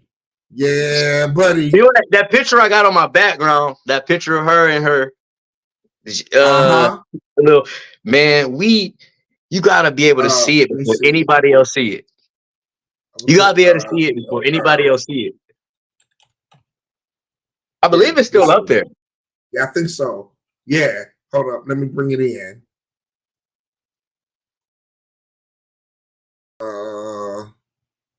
Let me make sure I got it. Where we at? Oh, yeah. Here we go. Sorry. I gotta get the right screen. Let me get the right screen. Here it is. Yeah. Window. There it is. Got it. Yeah, here we go. Here it is. You see it? Yep, there it is right there. That's wife. That's the wife. That's it right there. So let's that's click on open it up. Yeah, there it is. Soul and comfort. Hey, you see she got the foods with the Z at the end. You see what we doing? You see what we doing? Yo, man? We advertising, y'all. Hey, everybody make sure y'all share this video because we advertising right now. Right now. Soul and comfort foods, man, it's on the way. It is on the way. It is on the way. Sell it to us. It's on the way. Love that reaches the soul. Yeah, I mean, she cooks from her heart, man. She love, it's a difference between a person that's cooking food for you and a person that loves to cook for you. When you put your heart and soul into something, it makes all the difference every time, every single time, man. And she puts her heart work. And she puts her heart and soul in this, man. You know what I'm saying? She holding the heart because her heart's in it. And then she got the food in the other hand. You know what I mean? And when people eat food, they want to know that, hey, did you make this to the best? I made it with love. Of your abilities? Yeah. You could have did. You know what I mean? And that's what's coming forth. So, man, we got a lot of work to do. We're actually nowhere near close to where we want to be. Yeah. Hey, we're actually at the bottom. Make sure when you guys get it up and running, man, have her put her name and phone number, and contact information, all that stuff on there once you get going. Yeah, man, I think she's gonna be popping, man. Man, but man, who's to say our life ain't? Man, people don't want to hear about our life, man. We ain't that. We not interested in people like that, man. We just stop it. No, hey, but you know what? But that's sometimes people can make you feel like that. Yeah. You know what I mean? Like, you know what I mean? We don't, man, we just trying. And we're wishing everybody the best along with us. Absolutely. When I see people success, when I seen your car, I was like, and you something else, dude. You want to pull up in your clean ride, and you know what I mean? You do your thing, man. I like the swag. I like the style. But that's what it's about, man. That's what it's about, man. You bossed up. I think I can get your where's it at? I thought I had it. I thought I had your page pulled up. There it is. Is this your page?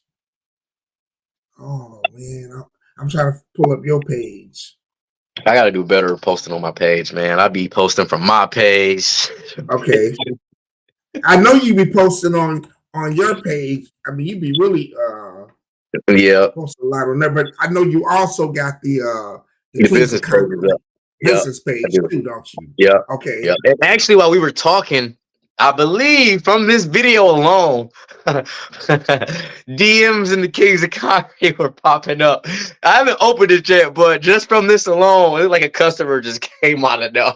I hope so, bro. I hope so. You feel me? There it is. Kingz up in here. So, hey, really quick, you see that black dude in that truck? Yeah. That's my dad. But notice at the top of the truck, he's got the bigger crown. His crown is on the truck. This picture just means so much to me, man, because it goes beyond, like, for us just being African Americans in this game, man. It's huge, and we're not the only black people out here, but we're spotted. Yes, sir. Absolutely. We're spotted, and this means everything, man. Most guys just don't get the opportunity, nor do they want to. I come from a hardworking man, dude, and I told my dad, man, you just chill now, man. You can do whatever you want. You want to come out on a job and work? My dad's about to retire, man, and Just watch me do my thing, and he be by my side and just continue to guide me, man. So I'm just extremely, man, we blessed, man. God is good, brother. I mean, at a time when there is so much propaganda and so much, I'm trying to be selective because I can get kind of country. From where I'm from, sometimes I just, I just speak my mind, and people be. Hey, that's what we gotta do. That's what I speak my mind. I'm not afraid. And it is. We don't say things to. I don't do things to hurt, offend, or make somebody feel some type of way, man. I love everybody. You do me wrong, I still love you. It just feels good in this moment to hear a man talking with such, respect and honor for his dad. And then now you're a father, you know what I'm saying? Oh, my son? Oh, he ain't got nothing. Yeah, what you think? You know what I'm saying? He got a lot of stuff that he's gotta. I do a lot. I'm about to teach him everything I know. Now, I don't force him, but he's gotta learn. I'm gonna show him. He's gonna have options, and he may be better. Who knows? But that boy gonna be something else, man. He gonna be operating. He gonna be in heavy machinery and diapers. Just. And then hear you talking about not only was your dad in the business, your grandfather was in the business. God. You're teaching your nephews about the business, so it's good to see. Because if you look at the social media and the news and stuff, you would think ain't no black men in the home teaching nobody nothing. Yes, we are. Yes, we are. We are. We're just not getting the representation. We're not getting the frowned upon. Right. Yeah. Like, oh, yeah, cool. But we'd rather see a single dad doing something wild. You know what I mean? Like, absolutely. Like, people be backwards, man. Like, what? All right, I see what y'all on. I can't, and you can't allow yourself to get caught up in that, because then you can, man, I'm telling you, man, support is hard to come by. But at the same time, it's usually the people that don't know you who's your biggest. It's the people that I can't lie. Some people that know me, they have, shared me, recommended me. They know that's always appreciated. But majority of my business are people that I've never met. Never met, man. Never met, man. It's not the people that I know. One of my worst experiences, and I got to share this one. I can get them back now. But I had a friend. Oh. Yo, he was like, yo, I want you to do my work. I'm like, cool. Set it up. Boom. A week later, he was like, yo, I had some family emergency. Got to cancel. Like, cool. And then like a month later, he posts a picture, forgets. And the concrete is done. And I'm like, oh, it hurted. Dude he didn't already put it down, paid it down, everything. He didn't let somebody else come in. Okay, wow. And that hurt me, and that made me feel like, okay, so you were supposed to be my homie. You didn't believe. I don't know where the line. I had to start thinking differently. I took my emotions out after that. Absolutely. Because I didn't want that to allow me to not like him anymore, have less respect, because it just felt like, dang, you ain't have to lie to me. You know what I mean? I could have did. You didn't think? Do you hold the value? Do you see value in me? Oh, Terrance, bro, I don't know why this never came to mind, bro. How old are you? 33. I'll be 34 in December 5th. I never even ever even thought to ever ask you that. You know what I'm saying? Yep, Sagittarius. My birthday is next Tuesday. So you started your business when you was what, like 28, 29? Yeah, 28. Yeah. 28. Yeah. She said. What did she say? I can't stand it. She said, "You still sound like Lil Terrance to me." Hey, I'm still listening. I'm still Lil Terrance. Oh man, that's funny. Who is that? That's Pebbles. We actually grew up together in church. She only get the pass because she was in church. We grew up, that's church. We grew up going to church. We got that kind of relationship. Oh So that man. was all right. I'm gonna let you. I'm gonna let She you say, slide. you still sound like little Terrance to me. Yeah, hey, it is what it is. I am whatever you see. It is. I accept.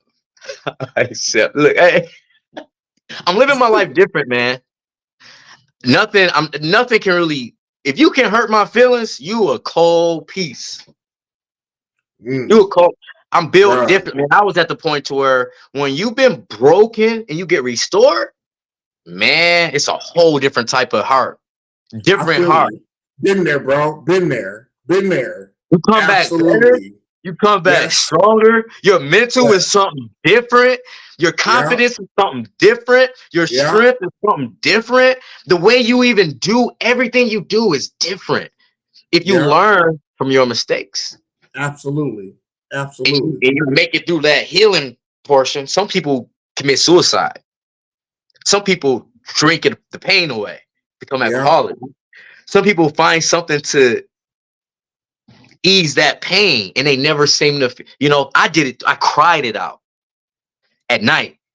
I be Mm-hmm. crying it out alone. And I had my daughter, when my ex left, I just had me and my daughter. She was a baby.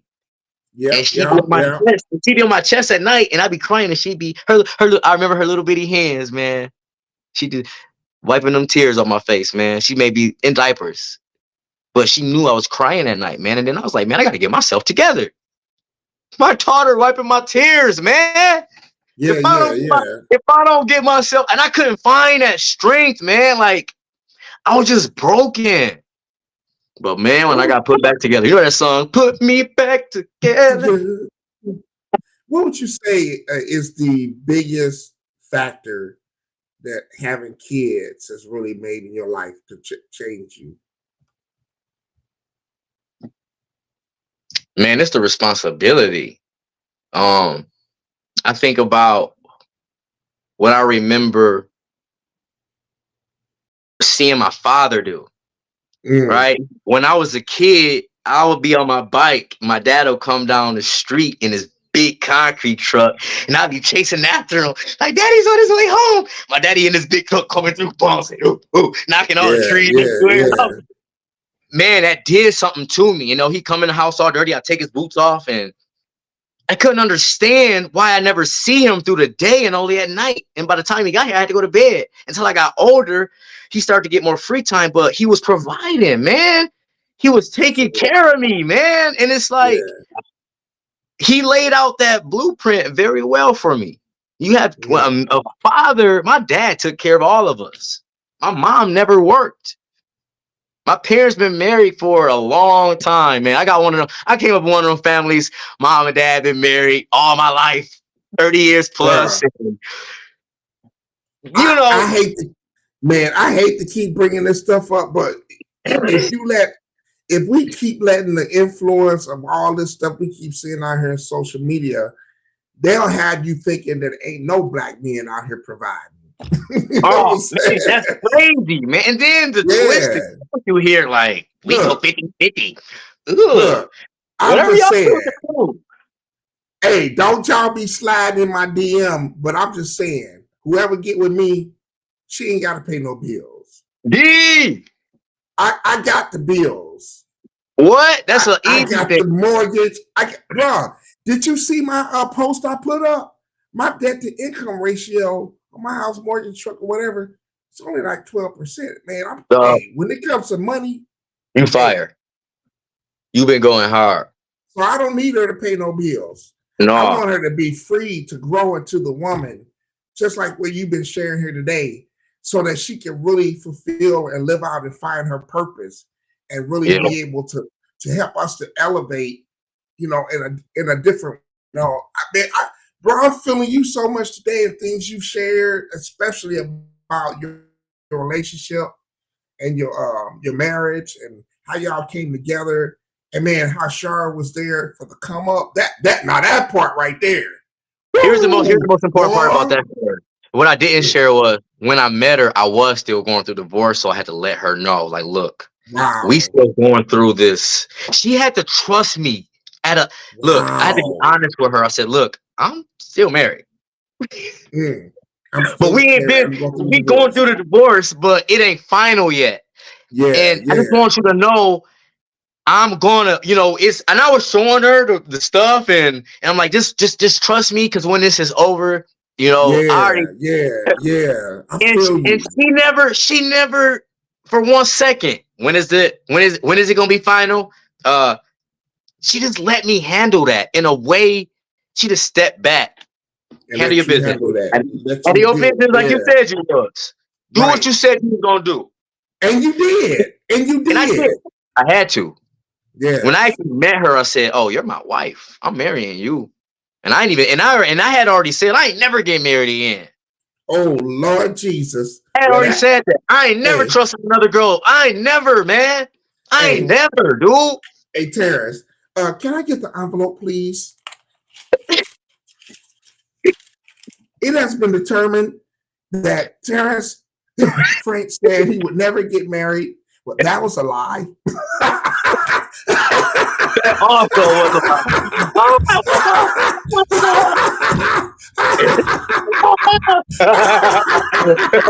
Yo, Fat.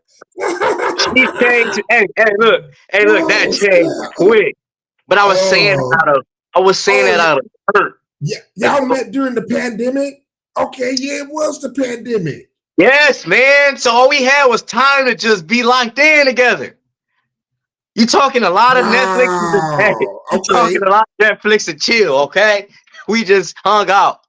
We just it was all one-on-one time. So much of that time is, it's like it's been behind us. It's like we forget some of that stuff. But no, you're man. absolutely right. Yeah. We were in clothes. She was working in a factory all day. She was, man, that girl, man. When I met my wife, man, she was stronger than me. Her arms were. I'm like, you like the pink Power Ranger? Like what? The pink Power Ranger. I work in the shop. I'm lifting heavy stuff all day. You know what I mean? I'm like, dang, this girl work hard. Calm down. It's gonna be all right. But COVID was a blessing to people that have to work 24/7 to get a chance to just spend time with people. Wow. A lot of relationships were restored because of COVID. A lot of relationships were broken up because of COVID. A lot of people couldn't do the norm. They couldn't. Yeah. They was like, the only reason why this joint working is because we don't never see each other. Right. And COVID was like, nah, y'all gonna see each other. Work husbands and work wives, I hear, is real out there. I got my wife, but you are not.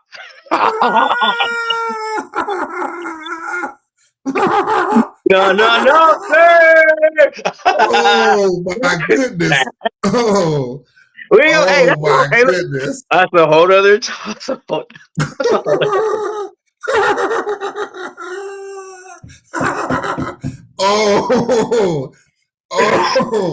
That's another time. My goodness. That chit chat's for a whole other, you know what I mean? But that's real. Oh man. People were talking about it. You know what I mean? Their schedules were changed. The days that they normally cheat on, they couldn't cheat. They couldn't cheat. It was made to be faithful. That's true, though. That's true. But you realize how valuable time is, man. Oh man, you gonna spend 40 hours a week away from your family, dude. With people, you're seeing them more. You're allowing yourself to get connected with people that, you know what I mean? You gotta be, when you are married and you have somebody, you gotta go to work and look, I'm here to work. You gotta be tunnel vision. Because you can get sidetracked, especially with a lot of riffraff going on. Yeah, buddy. that can get a little hard depending on how strong you are as a person and your loyalty. Yes, sir. Your loyalty ain't nothing, man. Yeah, but you know what? Some people use that as an excuse, though. They do. No, you're right. You're right. They use that as an excuse because they don't have no discipline, no level of accountability, no level of self-control. Wait, I shouldn't even said it like that. You know what? That's not right, because that's no excuse. You know what I mean? When you're going to work, you're going to work. Uh-huh. You're not going there, but people are disrespectful too. You got men that'll come after your wife, right? They'll come after right in front of you. They have no respect. Hey, they get this work. Hey, I'm not saying they date. Nobody has dare. Don't, hey, y'all. Hey. That's a whole other conversation again. They get run over by a concrete truck. Hey,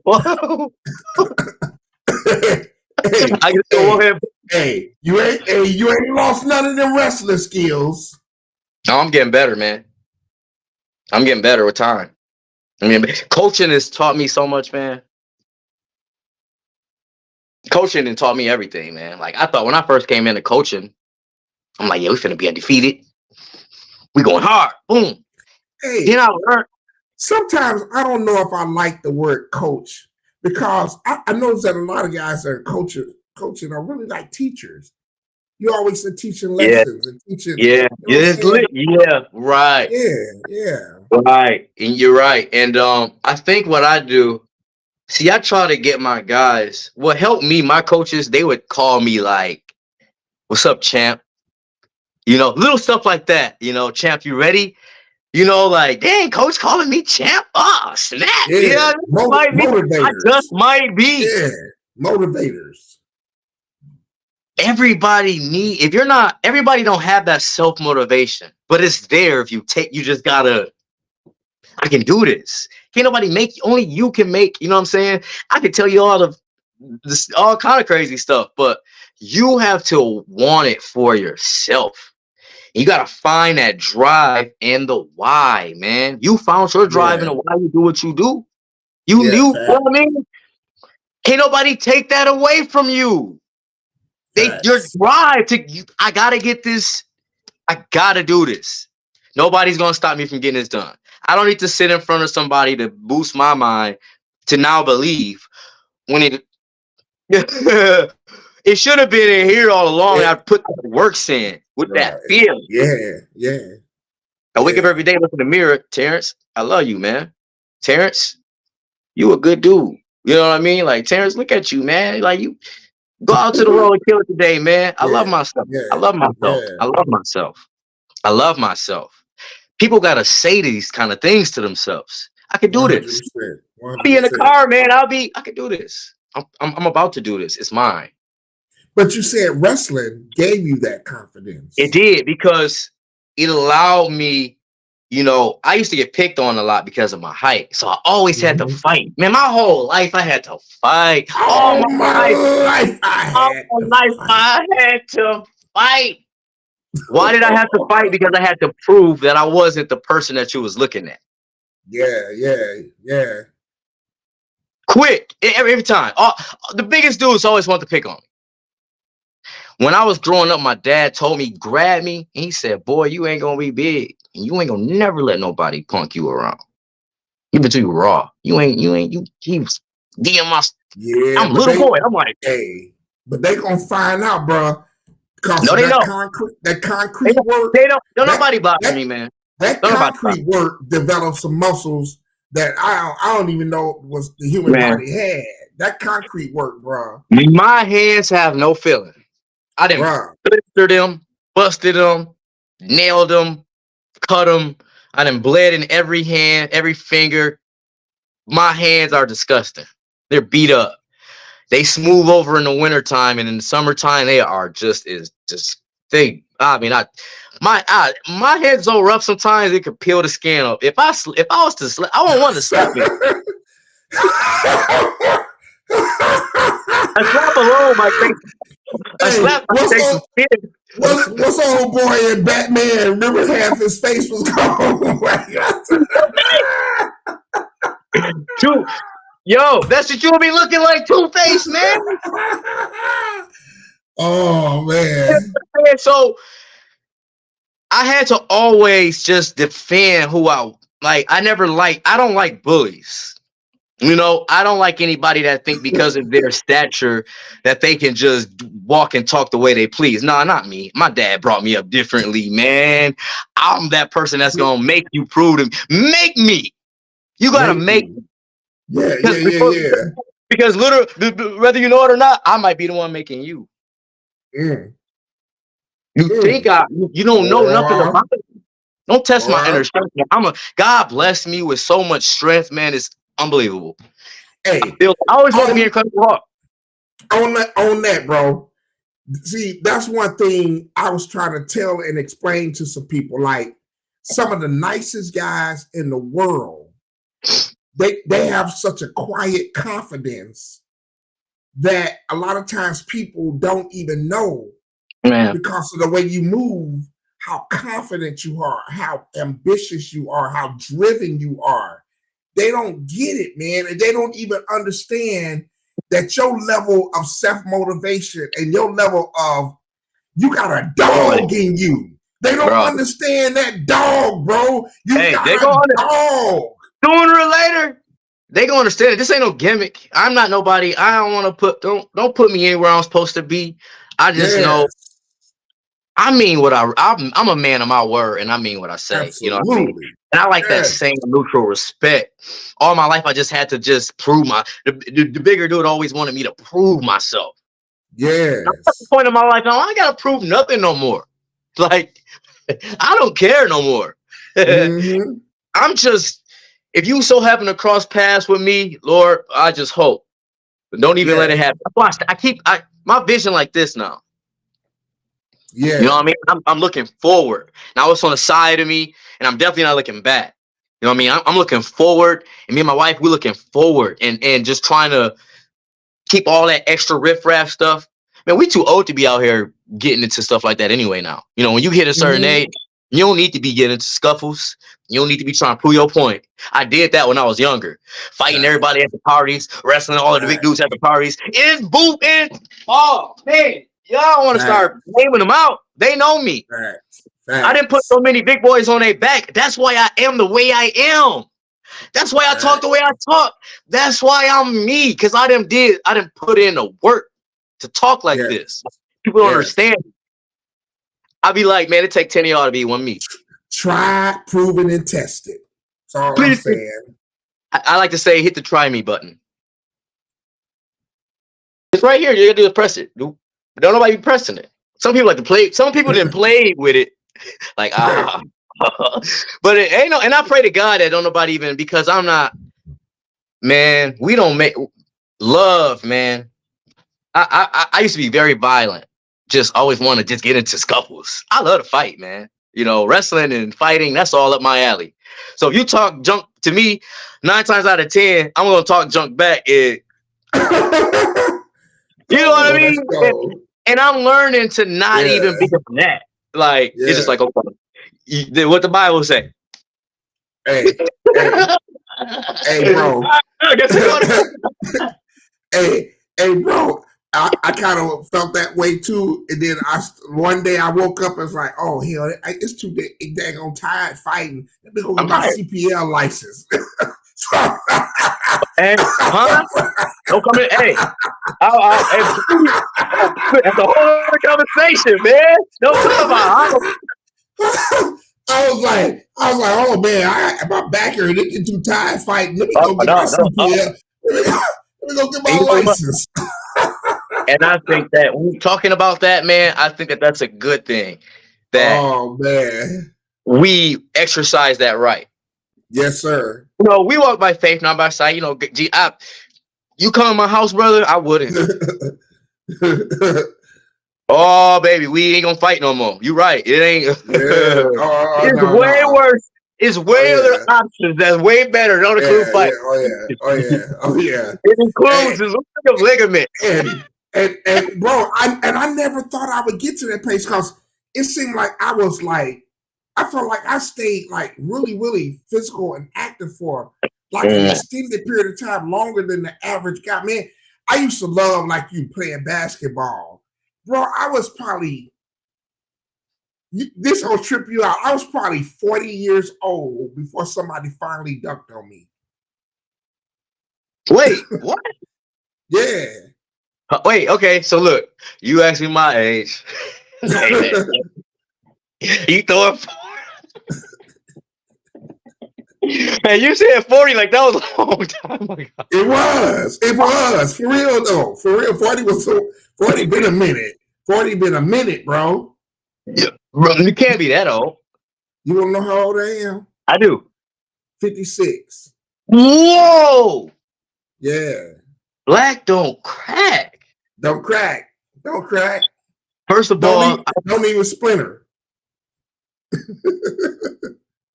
Yeah. Whoa. Now I'm shocked. Now that's after the whole 2 hours of being on here with you. Like, that's Yo, I went up to the mall the other day and the lady thought I was in my 30s and she was like, "Oh, you got plenty of time." I'm like, "Ma'am, I'm not 30, whatever age she said." She thought I was in my 30s, bro. I don't believe you. Just no way, man. First of all, yeah. For you to look the way you do, it just tells me a lot about the kind of man you are. When you hit, 56, that's you got some. You finna be in your 60s soon. Straight. And you don't look, man. You don't.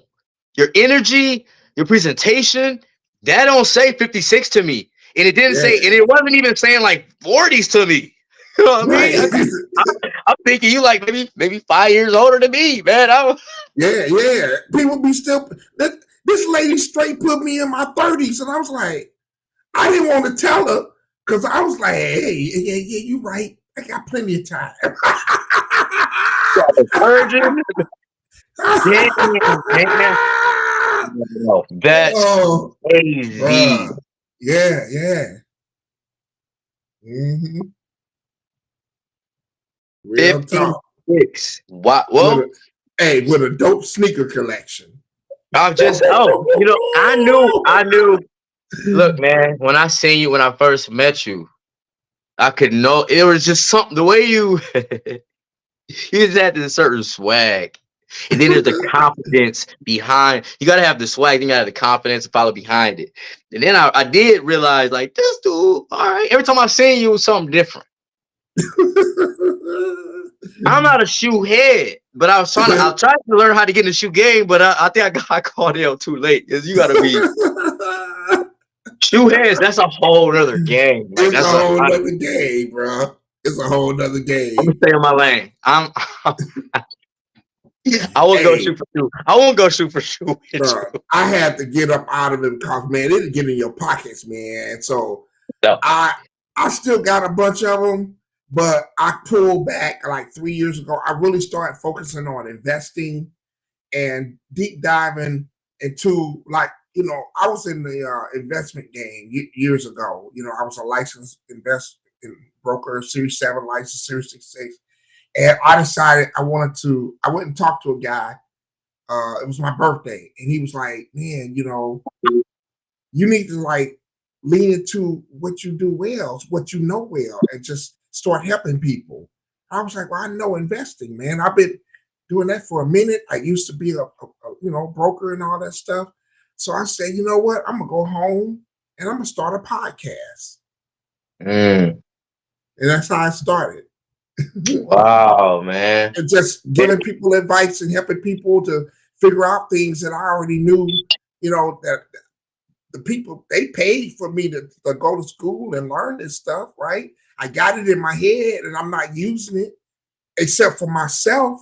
And I started kind of feeling guilty that I was benefiting from stuff that I'm doing for me, that I could be helping other people and helping them to level up and benefit from too.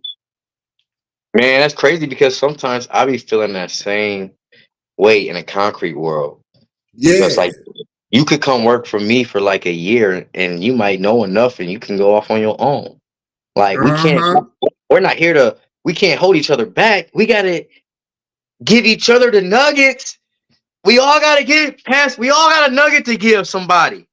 Straight. There's so much valuable information you've yet to share with me on how I can progress.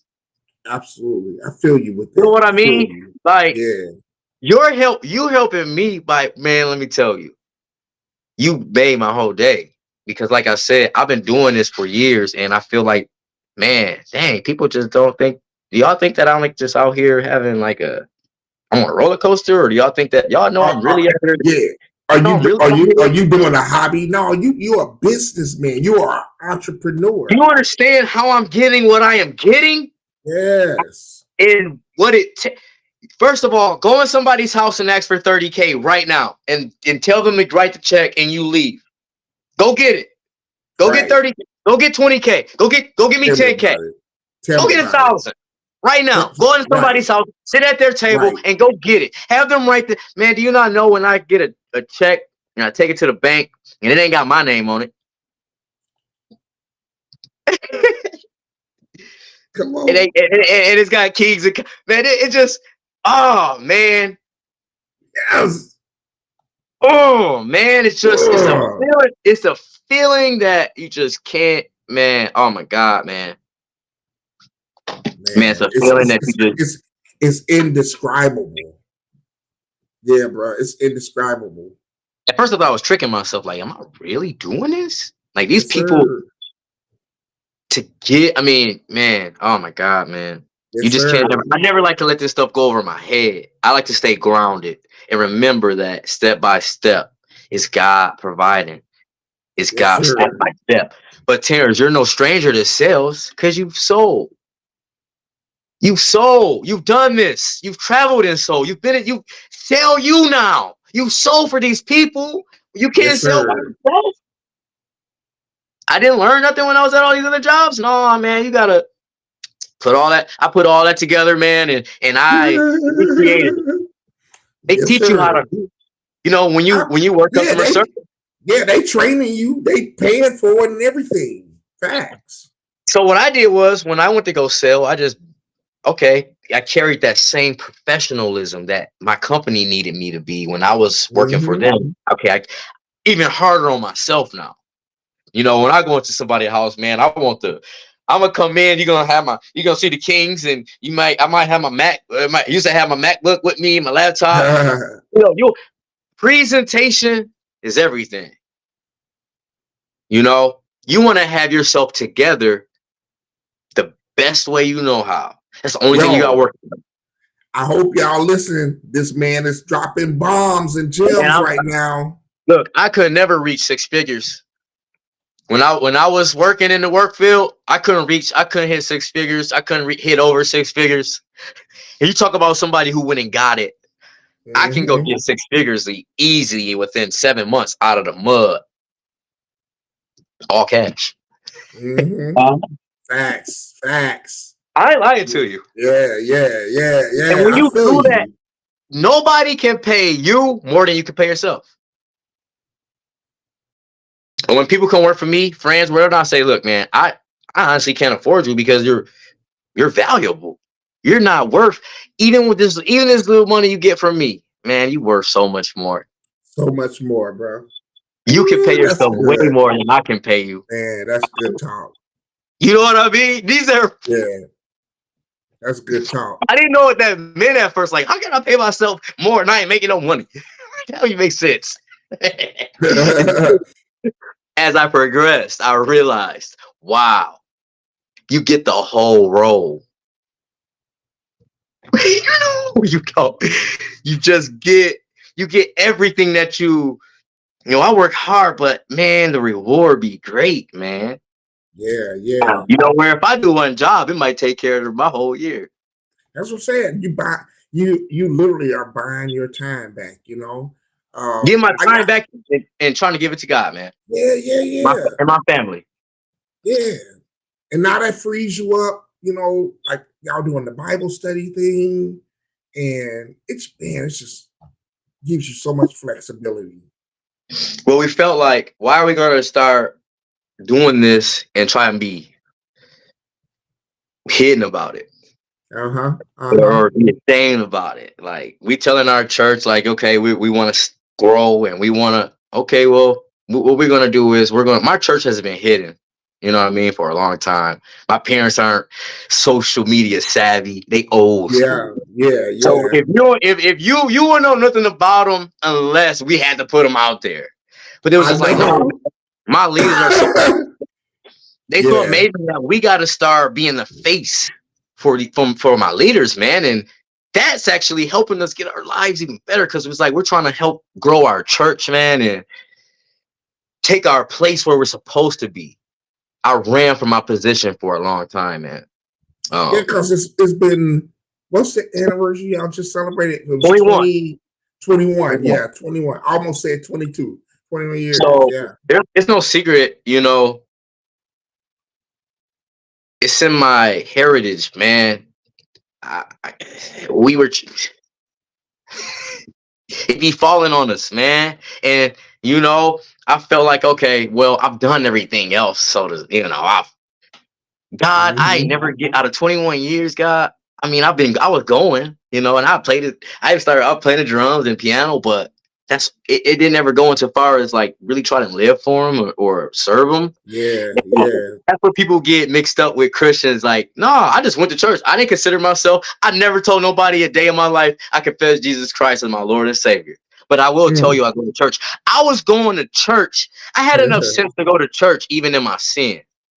So on Saturday, when I just smoked all the weed that I could smoke, and when I didn't drink, and my parents and my friends are passed out at 5 in the morning, at 6 in the morning on Sunday morning, I'm getting up from that house I was at, and I'm going home. I'm finna get ready, and I'm finna go to church, man. Yeah. Because there's something there that there's this feeling that I get there that I can't really get anywhere else sometimes. And for that moment, it's like a cleansing that I get. And whether I hold on to that feeling when I leave out of there, it's like I gotta go back and get it again. I'm gonna go back. You know what I'm saying? Like, I gotta go live my life, but I gotta make sure I get Hey, because you know, we talked about us being PKs and we can understand each other on the cerebral level, right? For real. When you was talking about, you know, what you used to do, it made me think about people don't realize, like, you know, you have a self-awareness about yourself. So when you think about where you used to be and where you are now, people don't even know. Sometimes you wake up, you be like, I can't believe where I'm at and who I am now. Man, sometimes can't believe how you changed. Seriously, man. And it's one step at a time. It took 21 years to watch my parents struggle. Their struggle in the church is what got me to God. I'm an outsider looking in, just like everybody else watching my parents. Like, wow, you gonna make it? Whole congregation crumbles. Everybody leave the church. Boom. Parents start all over. Rock bottom. Yeah. Are y'all gonna quit? Or are y'all doing what they love it? They in it. And I'm on the sideline, I'm watching, they struggling and they fighting and they struggling and fighting. And I'm like, oh God, I can't bear this no more. I'm sorry. I gotta get in this. Mom and Dad, I got y'all back. First of all, I got y'all back, man. I've always had y'all back, but no. This church must live. It cannot die. Y'all struggled your whole life through good times, bad times. Yeah. You know, when you got a church full, you got a nice little amount of people, and they all leave, it shows you where you at in God, and if you really, are you there? Are you there? Why are you there? Real talk. You know, we get, you know what I mean? You know where we headed, you know? And I've seen them just have service with just family, man, and my dad will preach to us like he in front of 1,000 people every Sunday, and I'm like, man. Real talk. Pops, you something different. I wouldn't have been able to do what you do.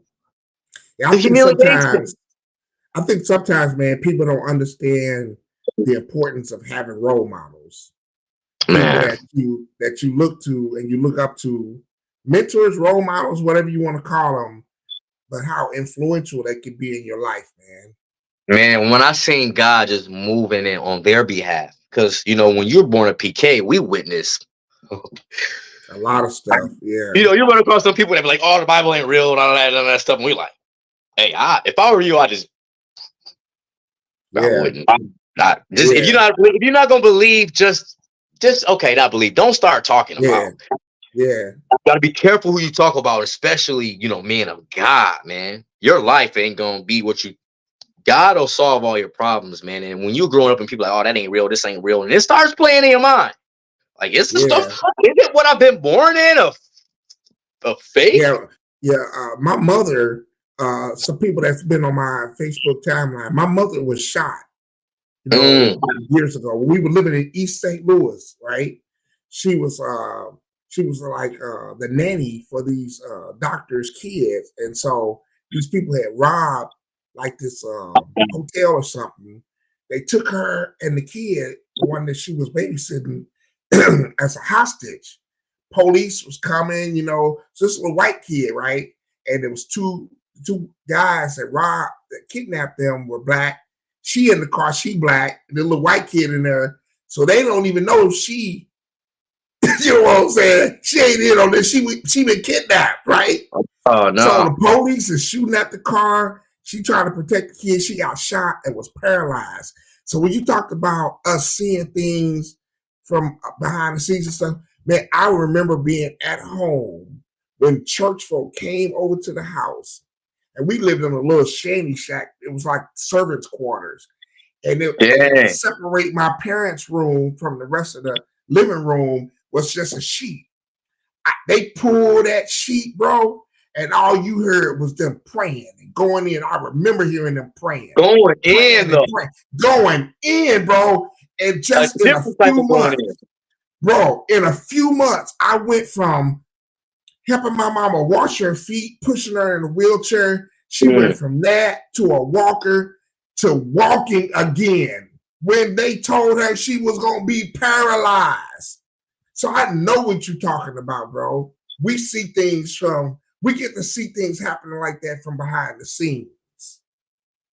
And we get pressured into, it's like we're outnumbered. Yeah. And if you're not fully equipped, you see, I heard a lot about the Bible, but I didn't read it for myself to be able to help me combat my enemies when I needed to. Because if you know your Bible, you could be like, in this book, you know people that really know that Bible, man, that would have helped me along the way. When some of my people or peers are like, yo, they'll get to, some of our people like to say about how the religion was used for slavery, and there's pages missing out of the Bible, and men wrote the Bible. All that stuff. But they ain't seen some of the stuff that we had to see that had nothing to do with necessarily a scripture in the Bible. It was real stuff that we saw with our own eyes. Yeah. Yeah, man, like real deliverance, real miracles. We Straight can't up. And we felt when you feel the presence of God, man, that's a feeling that this ain't no trickery. I know when God, when he comes in the room and his presence. Look, everybody else in the church get to hear your dad talk about faith. You got to hear him live. You have to see him every day live his faith. And that's a difference. That's a difference. That's huge. He lived it. He lived it to the best. Well, he didn't. If he ever failed, guess what? He didn't do it in front of me. Yes. And that's enough for me to know that this can be done. I can live this life. I'm not. Absolutely. You're not so deep in the sin and so unbelieving that you can't follow Christ, man. Yes. You know what I mean? Like, people think that their life is going to change dramatically when you become like some nun when you follow Christ, and your life becomes boring and God just wants you to walk with him, talk with him, and show him, give him acknowledgement that he is the creator. Let him know, God, you created me, head of my life. Yeah, give him that. Real talk. Give him that. God knows our heart, and he knows that we're born prisoners of sin. That's what the Bible say. Yes. So if I'm a born prisoner of sin, that means I'm finna mess up every step along the way. But if I try and just stay in that path, man, and when it's all said and done and I gotta be judged, that's on me and God in my heart, man. Real talk. So don't let what you think Christianity is scare you away, man. Just give them a try, and it don't matter how you choose to serve them. Just give them a try, because everybody serve them differently too. That's a whole other story too. Yes, sir. We don't serve them all the same, but it's good to just be an encouragement to tell people don't be afraid. You know, I'm gonna let everybody don't be afraid, y'all. Telling my wrestlers like, yo, you know, I don't like to do too Real much at talk. school on the school grounds, but it's like make sure y'all keep God first. They slipping in there, God first. You know what I mean? Like, hey, you know, so, everybody got their own faith, but real you know, talk. I like to use mine. You know, I'm sticking with Jesus Christ. Not saying that. Look, everybody needs something to believe in. You gotta have something to believe in. Don't feel like you just here because it's by nature. You know, it's all man. Like, no. Let's be real here. We just didn't appear here one day. It's impossible. Oh man, Something had to start it all. I believe, I'm convinced of that. You know, 100% convinced. Nobody got to try to sell me on something different. You know what I'm saying? Like, for real. I got too many things, like you said, that, you know, that the congregation and the other people, they were hearing my dad and preach about, but I got to see miracles and things happen with my own eyes. So And devil, when you see a devil cast it out, that's a whole nother bruh. It's a whole nother level. And people say, well, I don't believe in that. I don't believe. Look, I said it in a reel. I don't do a lot of reels, but the man with the experience is never at the mercy of the man with the theory. When you get to see, man, can nobody try to convince you that it ain't real. Yo, for real. Can't nobody tell. And you know what? It's almost at this point to where it's like, I know better. Mm-hmm. You don't know. So I guess I got to do something in my life to get you. Is it my job? I ain't gonna try. I got to convince you. Like, look. Real. Yeah.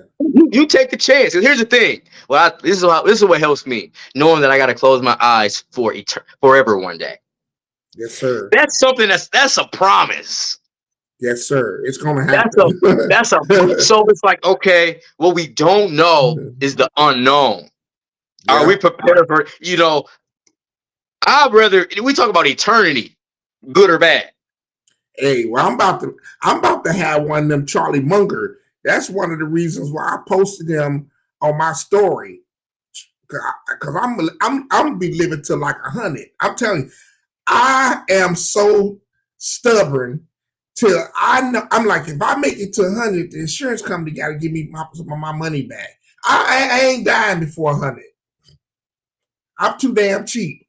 Yeah, I said the damn word. I'm too damn cheap to die before 100. I want my money back from the insurance company, so I ain't going nowhere before 100. Man, for real. I'm going to be here. It's going to be here. Speak it, man. I want my money back. I feel like they're going to owe me a refund. Man. And if Charlie Munger can make it to 99, he from everything I saw, he was doing interviews, still working, had his faculties about himself. Man. Bruh, that was the key is to stay busy. Yes, that's what I believe right there, bro. There's this old woman, God bless her soul in her heart, in my complex. She's old, man. She might be in her 90s. And through in the sun, in the cold, she outside. She's walking in her yard, man. Cause your heart gotta stay pumping, your blood gotta stay. You gotta stay active. You don't want to prune up and wither away. Like the more active you be, man, just stay busy. Yeah, you gotta stay busy, man. And you said it, man. You gotta speak it too. You gotta speak it and believe it. Life and death is in the power of the tongue, man. Yeah. You know, I got so much purpose still that I gotta fulfill. So many things that God has shown me that I gotta do. So man, I ain't going nowhere. I got to be here. And see, that's another thing when you can get to that point when God has shown you like where you're headed. and the things that you have to do, that gives you the more like. So God's going, you gotta protect me through where I'm going because you already shown me. Yeah. And let me tell you, what he's showing us, I got a lot of work to do. Bro, yeah, man, come on now. I'm trying to get better, you got man. a legacy that you got to raise and protect and provide for, I am and not get where I them want to be. ready for the next year. We got a lot of work still to do, bro. I'm not satisfied either. I'm thankful. Absolutely. I'm blessed. You know what? I'm not satisfied. I do want to bring this up based on what you just said right there. I want to bring this up, and then I guess we'll wrap it up. But I want to bring this up. So it came up in the earlier podcast I did earlier today about a lot of times this don't pertain to you married, right? But a lot of times, sometimes, you know, like, and my position, I'm still single, women be like, oh, you know, I need a man to come up to a level, but they don't understand. As men, we never feel like we have reached our level. We're always striving for something. Even when we get through here, we like, no, I got to push even higher. So that's one of the things they need to understand about us. There's not a word, even though you can look in the dictionary and see the word ambition, and you can look in the dictionary and see the word loyal, it don't really apply to us like it's written in the dictionary. Yep. There is something in us as men that pushes us beyond something that you could describe as a word in the dictionary. And so people, when you meet certain guys like yourself, who was a self-made entrepreneur, a father, husband, all these roles that you strive to be excellent in, they need to understand there is something in you that you can't find a word in the dictionary to describe. And you never, ever get satisfied. You're always working to reach another height. There is no... There may have been a beginning point, but for men like us, there is no freaking destination. No, man, we just keep. Yeah, we keep elevating and wanting to elevate and elevate and elevate and elevate and elevate. Yep, that's a lifelong journey, man.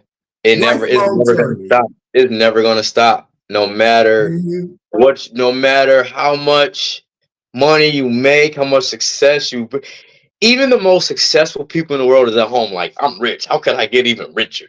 How can I get even richer? Because you start seeing, wait a minute, I thought I had everything covered, but even there, there's a bigger vision, the vision just keeps getting expanded and bigger. For men like us, man, we never, ever can just sit down and say, okay, I'm done now. No, job is never done. What Kobe Bryant said, man, job's not finished. It ain't finished. They were up 2-0. They were up 2-0. He's like, what? He said, what am I gonna celebrate about? Bro, that was classic. That was classic. Kobe Bryant, man, Black Mamba, man. That's one of my. A lot of people can't motivate me, but there are certain people that just can, because I'm self-motivated. I see that 24 on the wall. I gotta have them. I put it on the wall when he died. I used to wear that. Yeah. But then I had to, when he died, it was just like, man. But jobs never, man. Our man's job is actually in the Bible. It talks about how we have to work until we die because of Adam and Eve in the beginning. That was one of man's punishments for believing a woman that we were supposed to eat that fruit. God said, okay, you're gonna be so naive. Listen to this woman. From now on, from here on out, you're gonna work the sweat from your eyebrows to get it there. Hey, so that's our punishment. Hey, actually, that's our punishment. Oh my God. I don't know if I can find them, but I had a pair of, the Nike ID, right? Where you can make your own shoe. I had a pair of special Kobe's that I made, and I had them made before he died. One shoe has the number 8 on the back. The other shoe has 24 on the back. Man, I wish I had. I might have to just show you them in person someday, man. Yeah, you might, man. They purple and gold. Ooh. And they fire. My brother gave me the Infinities as a gift. Really? And the gold ones. Oh, they got all his accolades Oh inside of the shoe. man. And there's some nice. Oh They nice, man. man. They nice. They got every record, championship. Oh man, they nice. But you know me, I'm not a shoe head. So if you looked at these shoes now, you will you would be. Hey, you would be disgusted, man. You would not be invited me back on your podcast, and you can't I'd be believe like, how you. how you just gonna mistreat these shoes like Hey, that? when you do concrete, man, you'll wake up in the morning and put on the wrong shoes and don't realize it until you in the mud. Oh my God, You know how many times no. I done had on brand new shoes and looked down. Oh, just totally disrespectful. I can't be a shoe head. They're not gonna make it. I'm in too much mud. I go look at a brand new job and just have on my fine clothes and didn't realize I gotta go walk in mud. Shoes destroyed. How you gonna treat a pair of shoes like that though, bro? Man, totally I do concrete in them. Literally do concrete in them, man. Man, I really was trying to find them joints to show up to you on screen, but I might have to end up just showing them to you in person, man. But yeah, I did them custom, you know, through Nike ID, man. They dope, man. You would love them. That's crazy, man. Oh, here we go. Yeah, let me bring them on screen. See that? You won't see because I only got the one picture. But anyway. Ooh. Yeah, this one has the 8 on the back. This one has the 24 on the back. So those are the ones that you have. I had them special made through Nike ID because I was feeling Kobe like that. You know what I'm saying? Dude, what did you? So I need to get some of those for sure. I want the same ones. I want the 8 with the 24. Oh yeah, that's kind of how my Undefeateds look a little bit. Yeah, and I had this is my Instagram name, Piano Guy, that put on the inside of the tongue. Yeah, but on the back, one of the shoes say 24, and the other one has the number 8 on them. And you know, purple my favorite color, man. I'm just purple. Ah, man, those are dope. What are those $600-700 shoes, or are they a little bit cheaper? No, I had them made, special made.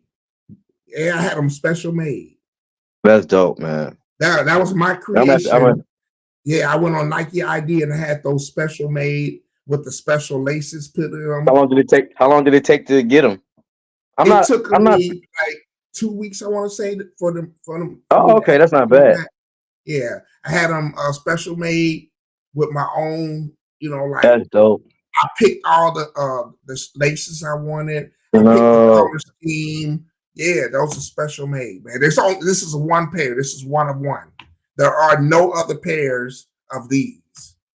This is my pair that I had made. That is so dope, man.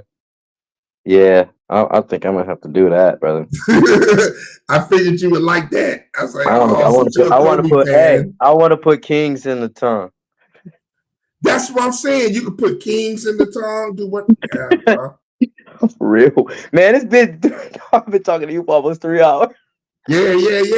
So, yo, before we wrap up, man, is there anything that you just want to throw out there? You know, to say, yo. Yeah, man. I would just like to give you all the ups, man. I appreciate your attention to detail, brother, because, man, you don't know how good it feels just to have somebody look at you and pick you out, and just to, you know, pick your brain on how you choose to live your life and things that are working for you. And it just seems like, man, dang, man, I work extremely hard. No one's ever really wanted to know how I do what I do. Okay, I guess I ain't there yet. You know, I guess the mansion has to, you know, if I had a mansion or where we're going, you know, all the questions would have come. No. If you didn't ask me questions, then don't. Because let me tell you something. The Franks, man, we're moving. We're going up. And when we leave out of here, man, we're going into what we build. So we're good, man. We are so blessed. And I just want to let anybody know, if you got something that you want to do, first speak it, then take it to God. Then once you take it to God, write it down, and then once you write it down, go get it. That's Yes, it. sir. And Yeah, you can make it. And you that's can so make it. good.